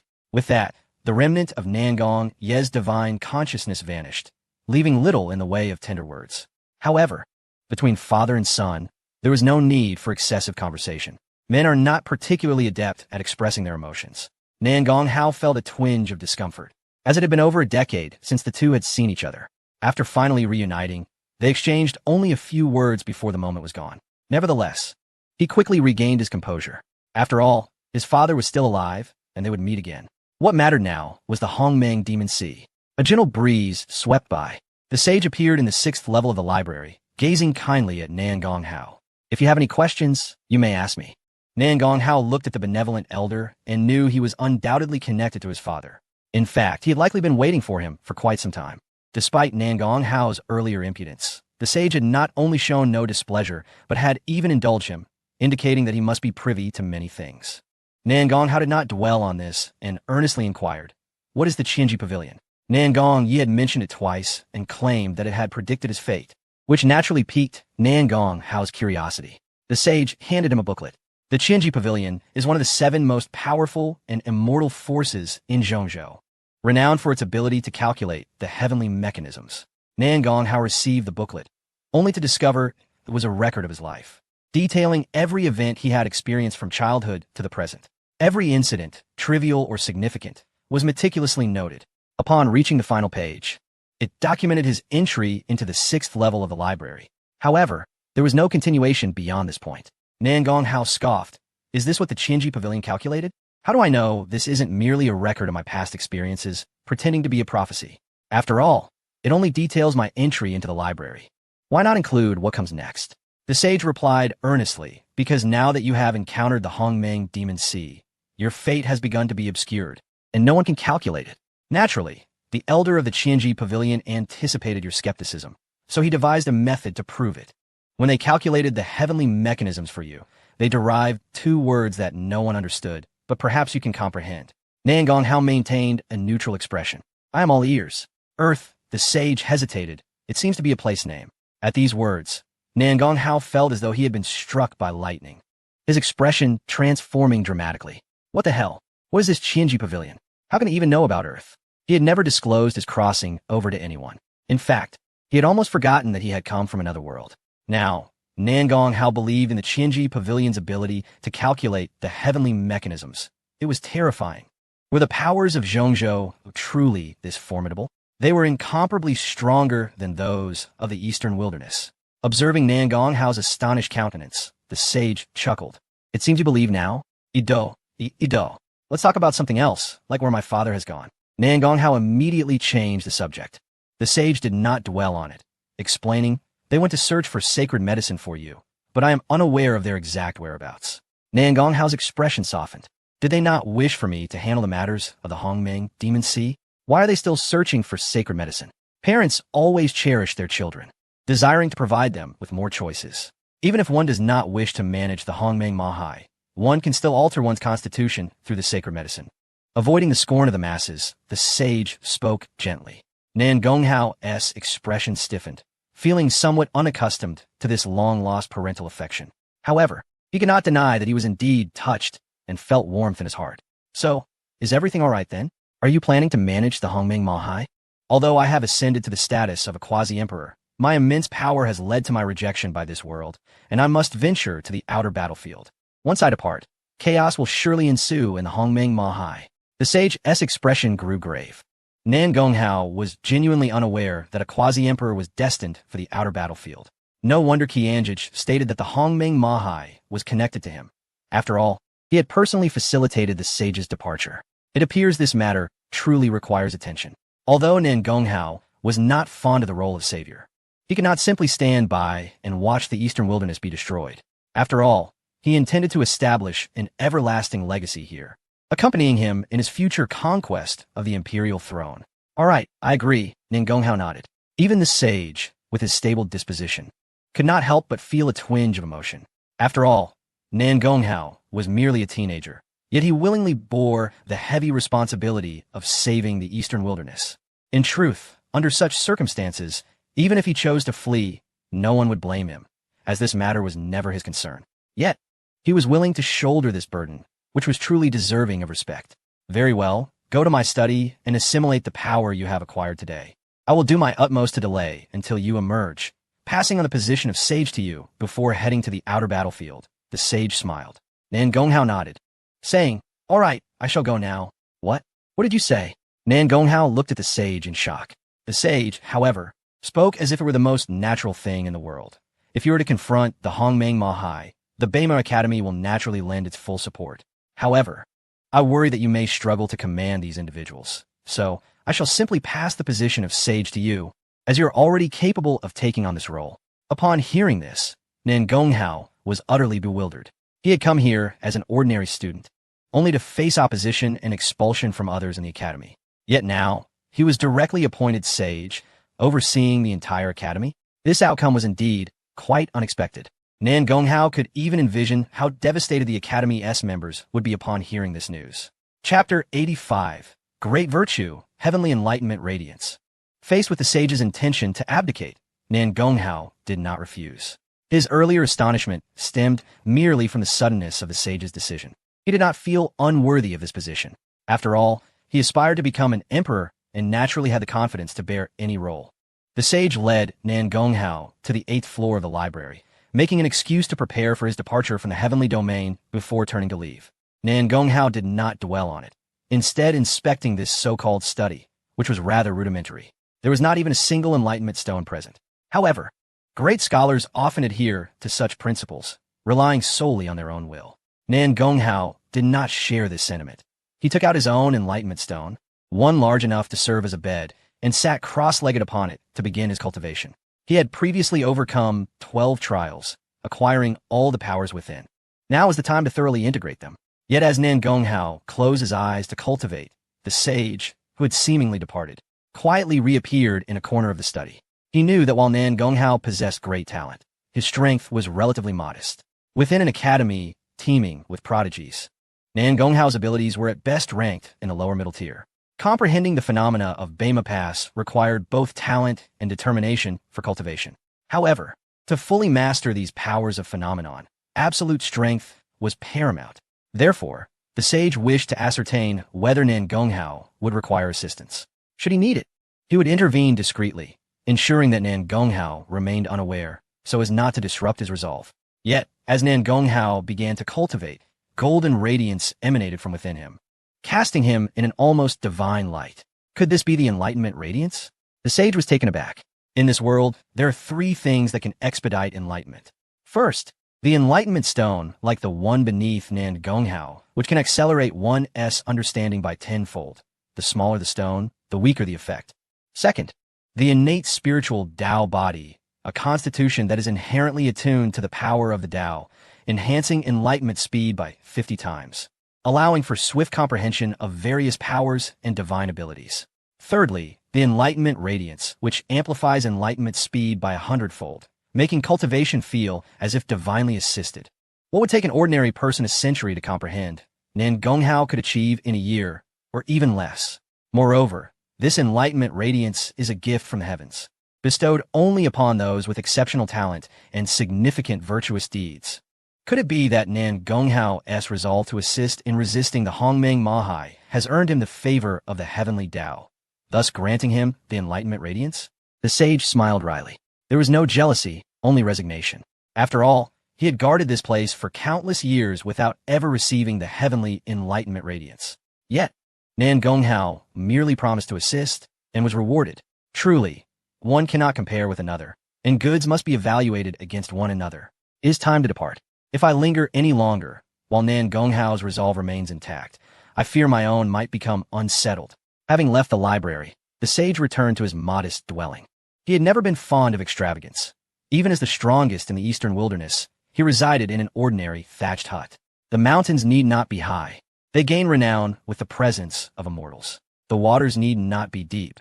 They gain spirit with the presence of dragons. This was the sage's life philosophy. Upon returning home, the sage summoned his most esteemed disciple, Meng Ziyu. This individual was an elder mountain master from the A-grade district, known as the sub-sage. The sage was known as the literary saint and the Confucian saint, while Meng Ziyu was referred to as the sub-sage. This indicated that in the eyes of the world, he was merely a step below the sage. When Meng Ziyu arrived at the sage's residence, he bore an expression of respect. "Master, are you truly going to the outer battlefield?" "Indeed, it is time for me to depart," the sage replied with a smile. "Have you decided upon a successor for the position of sage?" Meng Ziyu inquired sincerely. Were it anyone else, they would surely feign indifference or eagerly await the mention of their own name. However, the sage knew that Meng Ziyu cared little for fame and fortune, only concerned for the future of the academy. The sage replied earnestly, "Nan Gonghao." As expected, Meng Ziyu did not show surprise, but instead smiled. "I'd already guessed, for he is the only one who can gain your recognition." This was also the reason the sage had summoned Meng Ziyu. He was intelligent and sensible.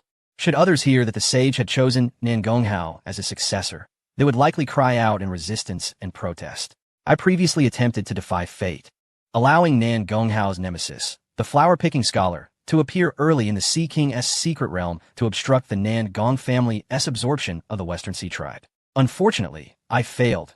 Indeed, the grand design of the heavens cannot be altered, and Qianzhi is truly a master of strategy. Thus, when they say that the eastern wilderness will face great tribulation, it is no mere exaggeration. Ziyu, you must assist Nangonghao in mastering the situation and strive to minimize future losses. The sage spoke earnestly. Mengzi Yu had also examined Nangonghao's fate scroll, thus understanding that all of this was foreseen by Qianzhi. Yet, there was one thing he could not comprehend.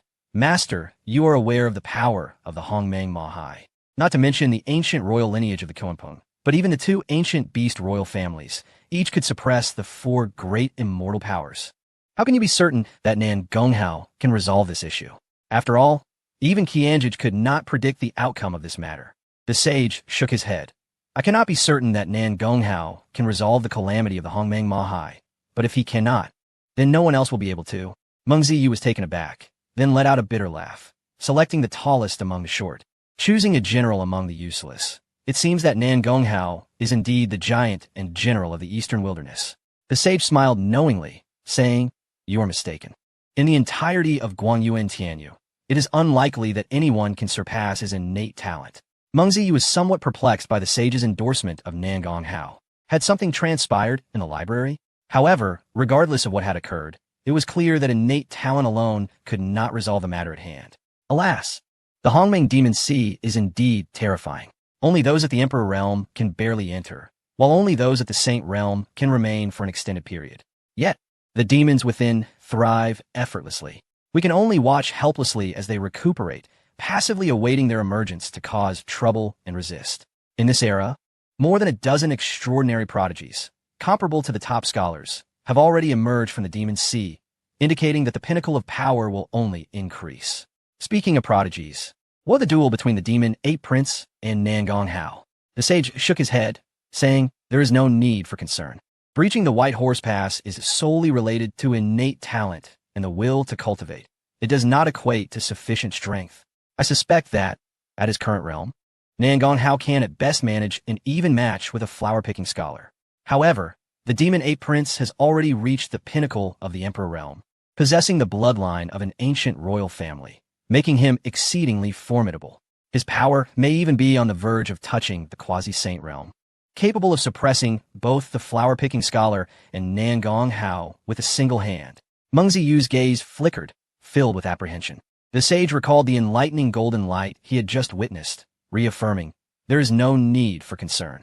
Very well. Mengzi Yu lowered his head and fell silent, unable to comprehend the source of the sage's confidence. Not only Mengzi Yu, but the entire academy was abuzz with discussions about this wager, curious about the outcome. Even within Bema City, astute individuals had already begun placing bets. Many gambling establishments proclaimed their odds, allowing patrons to wager on who would win. Supporting Nangonghao's victory offered odds of 1 to 100, while backing the Demon Ape Prince yielded 1 to 10. In all the casinos, the odds of Nangonghao winning were exceedingly high, for no one believed he could triumph. This is the nature of the market. The lower the probability of victory, the higher the odds, enticing gamblers to stake their fortunes. Yet, the gamblers were not foolish. Even with high odds, if Nangonghao could not win, their money would be wasted. Thus, many chose to bet on the Demon Ape Prince, who hailed from the royal lineage of the Hongmeng Demon Sea. Bema City, adjacent to the Hongmeng Demon Sea, possessed a keen understanding of the horrors that lurked within. There were claims from powerful individuals of the Hongmeng Demon Sea that, were it not for the sage's presence, the Demon Sea could easily conquer all forces in the eastern wilderness. Although many regarded this statement with skepticism, they did not believe Nangonghao could withstand such challenges. Even though everyone knew he had passed through the White Horse Pass, it was merely a test of cultivation talent and will, while the limitations of the Tianqian divine body were widely recognized. For Nangonghao to elevate his realm and strength was an arduous task. With his current Emperor realm, he could be easily suppressed by any random individual from the A-grade zone. How much more so by the prince of the formidable demon war monkeys. Chapter 86. The Yin Emperor.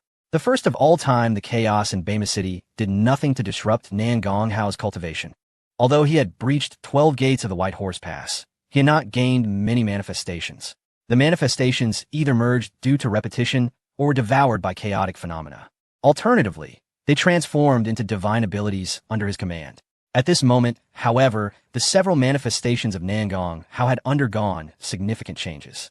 The Tribulation Thunder manifestation now possessed a more surging, thunderous power, capable of coalescing into a thunder giant that could emerge from the manifestation wielding a thunderstar hammer to battle, capable of obliterating mountain ranges within 100 miles. The celestial star map was no longer a mere star chart. The once vague stars seemed to have accumulated energy, with many now illuminated, shining brilliantly in the sky. Each time an ordinary star was ignited, it bestowed upon Nangong Hao an additional strand of heavenly dragon power. Though it may seem but a single strand, at the pinnacle of the Emperor realm, one only possesses 1,000 heavenly dragons. If all the countless stars in this map were illuminated, it would yield an inexhaustible supply of heavenly dragons. While quantity may not surpass quality, one true dragon can indeed suppress 1,000, 10,000, or even 100,000. Yet, the myriad stars behind Nangong Hao surely exceed billions. Moreover, these are merely ordinary stars. The 108 ancient stars, along with the 2 supreme stars, the sun and the moon, would provide even greater power. Nangong Hao realized the immense power contained within these stars, making him acutely aware of his prior inadequacies. He had grasped the manifestations, yet remained oblivious to their true utility. Furthermore, Nangong Hao had acquired a new manifestation of the infinite hell. Within this hell, myriad ghosts roared, capable of dragging individuals into its depths for consumption and slaughter. Crucially, this hell possessed formidable corrupting abilities, able to taint even the Emperor's so-called immortal golden bones, rendering them ineffective. When the Emperor's golden bones lose their efficacy, their power is significantly diminished. Although Nangong Hao is of medium Emperor realm, he is now confident in contending against at least those of the Earth Emperor realm. In addition, he had also gained a newly acquired order of art and calligraphy. Nangong Hao casually sketched a flying dragon upon the ground. The dragon appeared vividly alive, brimming with spirit, as if poised to soar into the skies at any moment. With the order of art and calligraphy, Nangong Hao's artistic skill had reached an extraordinary level, surpassing many accomplished scholars in this field. Observing the dragon, he added the finishing touch, the eyes, with a stroke that brought the dragon to life. Roaring, the dragon blinked, then ascended, spiraling through the air. Feeling the dragon's overwhelming vitality and fierce aura, Nangong Hao marveled. This creation had truly come to life and could be employed in battle. If he could conjure thousands of true dragons in future confrontations, would even an emperor not be overwhelmed? Of course, Nangong Hao merely speculated. He understood that the order of art and calligraphy could animate the inanimate only by forcibly gathering the true spiritual essence of these beings from the world. After death, every being leaves behind a trace of true spirit that drifts through the cosmos. The more powerful the being, the longer that trace lingers, with some even possessing unique opportunities for revival. The order of art and calligraphy allowed Nangong Hao to consolidate these drifting true spirits, reviving the beings within his creations, albeit for a limited duration. Furthermore, to transform his creations from illusion to reality, Nangong Hao must pay a price. He needs to expend his own vitality to sustain the true essence of these manifestations.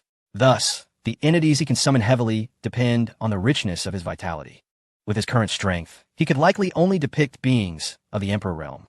But that is sufficient, being able to battle 3 major realms higher. Though Nangong Hao is not entirely satisfied, he can accept it. He relied on the enlightening golden light to integrate all these powers seamlessly. Suddenly, he noticed a change in the earthly fiend world. It turned out that after Nangong Hao fully mastered the order of art and calligraphy, the Yin Spirit youth gained a touch of Confucian power. Previously, the youth had conquered the indigenous emperor of the 71st layer of the earthly fiend world. He was now busy managing the nation, transforming this indigenous empire for his own use.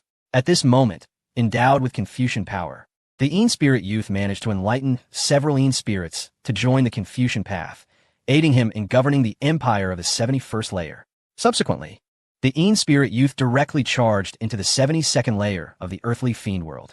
Nangong Hao could not help but feel grateful with this young man's assistance.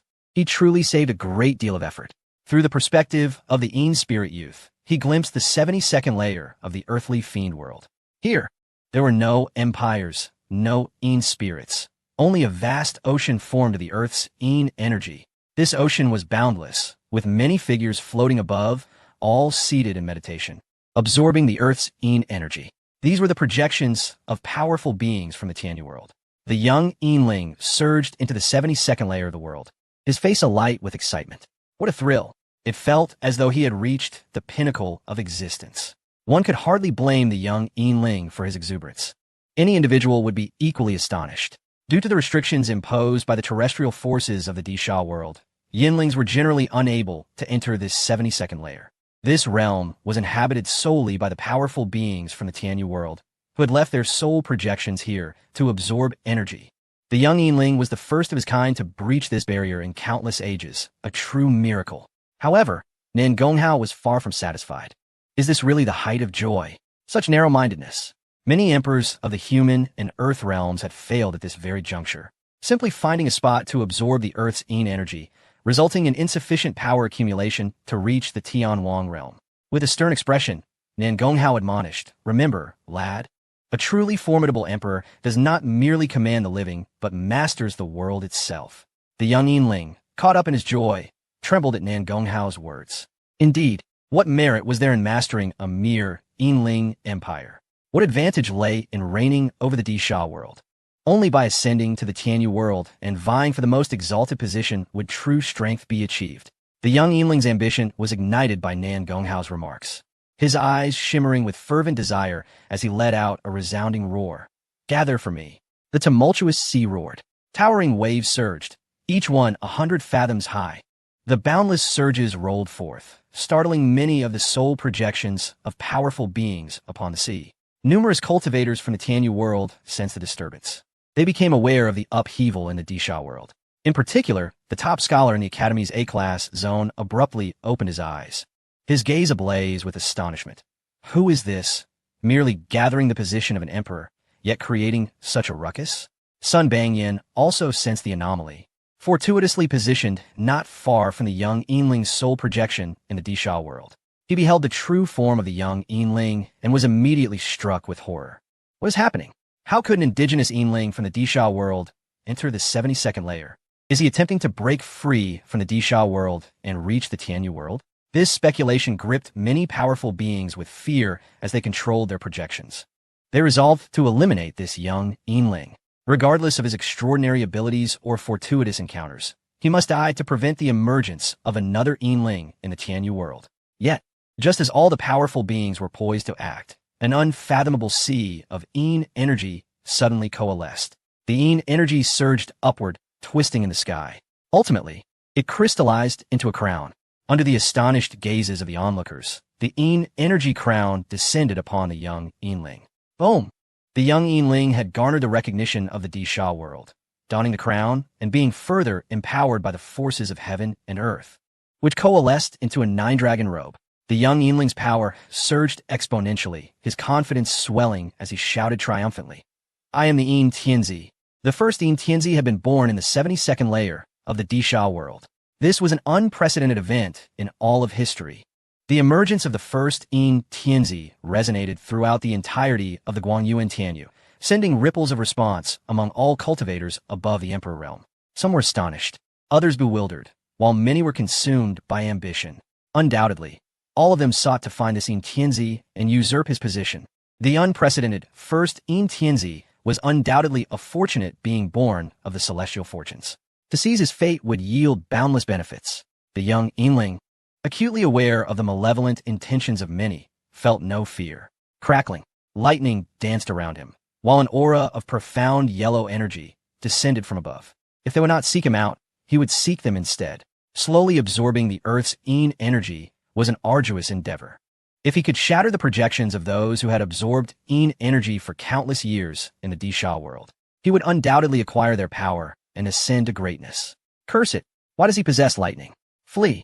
We have absorbed too much Yin energy. We fear lightning the most. Heavens, he even has profound yellow energy. My power cannot breach his defenses. What a monstrosity! Help! Countless projections of powerful beings that had long existed in this world were now filled with terror. Not only the projections at the Emperor level, but even those at the Monarch level were fleeing in panic.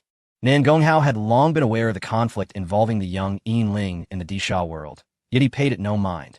Without tempering jade, one cannot create a gem. This young Yinling, in his quest for strength, must endure countless battles, gradually ascending to the peak.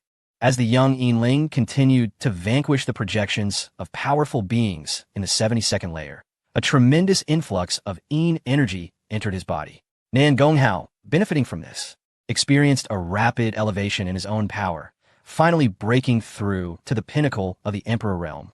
A surge of potent energy coursed through Nan Gonghao, filling him with unparalleled exhilaration. However, he sensed something was amiss within himself, as if a significant deficiency resided in his body. It seemed he was in dire need of something to replenish his essence. Nan Gonghao understood that this sensation stemmed from the overwhelming accumulation of Earth's yin energy.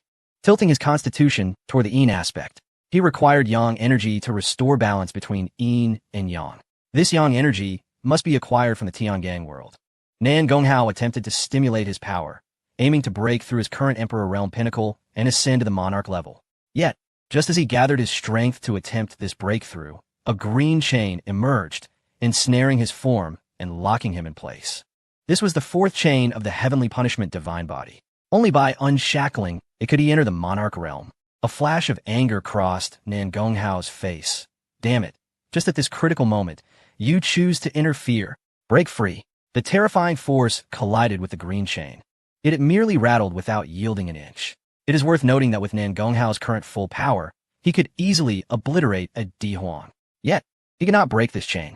After a prolonged effort yielded no results, Nan Gonghao was forced to pause. He was furious but not defeated. Even a mighty emperors of old would require the slaughter of countless beings and the destruction of many worlds to shatter this chain. Moreover, Nan Gonghao had conceived a potential solution that merely required the expenditure of time. Just as he intended to implement this plan, a furious roar erupted from outside. Nan Gonghao, how long will you cower like a coward? Come out and face me. I shall personally obliterate you. Hearing this commotion, Nan Gonghao scratched his head. He had been so engrossed in his cultivation that he had forgotten about this monkey. Surely, in the eyes of this monkey and others, he must appear as a coward avoiding battle. Nan Gonghao shook his head slightly, although he did not care for others' opinions. He rose and made his way toward the library's exit. He would first deal with the prince of the demon ape and then shatter the heavenly chains. Nan Gonghao's suspicion was spot on. In recent days, the entire Bema City, even some individuals within the Bema Academy, believed he had become timid in battle. Although Nan Gonghao was immensely powerful, the Prince of the Demon Ape was also formidable, possessing the bloodline of an ancient beast king and extraordinary talents. Despite being only at the mid-Tianhuang stage, he was already capable of contending with quasi-saints. In the past few days, due to Nan Gonghao's seclusion for cultivation, the Prince of the Demon Ape, feeling bored, had challenged dozens of strong individuals from the Academy's A, B, C, and D zones, achieving victory in every encounter. Consequently, the Prince of the Demon Ape grew increasingly arrogant, publicly declaring that the Bema Academy was nothing but trash. He boldly challenged everyone, daring them to confront him, particularly the so-called three young sovereigns. Yet, regardless of the provocations from the Mo Yuan Tai Zi, the three young sovereigns and several top talents refrained from taking action. They were all eager to witness the true strength of Mo Yuan Tai Zi and Nan Gonghao. Any premature intervention, whether in victory or defeat, would be perceived as a deliberate attempt to deplete Mo Yuan Tai Zi's strength, thus casting doubt on Nan Gonghao's eventual triumph over him. As for Mo Yuan Tai Zi's challenges to others, it was of no concern to them. However, as days passed without a sign of Nan Gonghao, many within the academy grew anxious. Could it be that he was genuinely fearful of battle? Even the betting houses raised the odds of Nan Gonghao winning to 300 to 1. This figure only fueled the fervor among many to wager on Mo Yuan Tai Zi's victory. This situation infuriated Qin Yen Er, who staked her entire fortune and borrowed heavily to wager on Nan Gonghao's success. Even if the entire world stood against him, I shall champion my brother Hao. This declaration echoed from Qin Yen Er. Qin Shui Yao felt a sense of shame for having such an infatuated sister, while Si Tu Rui envied her. For as a devoted fan of Nan Gonghao, she had grown up beside him, yet the intimacy made her hesitant to express her true feelings. She feared that Nan Gonghao might find her age unappealing, or that after so many years of sharing a bed, he might have grown weary of her presence. On that fateful day, consumed by anger, Mo Yuan Tai Zi finally unleashed his fury upon the Zhongshu Gu, demanding that Nan Gonghao emerge. In that moment, Si Tu Rui could no longer restrain her emotions and confronted Mo Yuan Tai Zi, exclaiming, "How dare you disturb my master during this critical moment of his cultivation?" Mo Yuan Tai Zi, hovering arrogantly in the air, was taken aback by the term beast, his eyes ablaze with murderous intent. How dare this insolent wretch insult the crown prince? Seeking death, with a swing of his staff, he brought it crashing down. Strangely, no one in the academy intervened. The prohibition against fighting seemed to vanish in that instant, as if no one dared to mention it. Perhaps they all wished to witness just how far Nangong Hao's supposed cowardice would take him, remaining silent while those around him faced danger. Oomph! The mighty god of strength, descend upon me. Situ Rue cried out. The space behind her tore open, revealing a terrifying divine entity that merged with her being. This formidable force granted her incredible strength, as she conjured a colossal hand of the divine to brace against the staff. Crack! The moment Situ Rue made contact with the staff, the divine apparition shattered into countless fragments. How could this be? Situ Rue's heart raced in panic. The mighty deity known for its strength was unable to withstand even a casual blow from Imo Yuan Taizi. Horrifying. The onlookers were equally astonished, filled with regret as they feared that this beautiful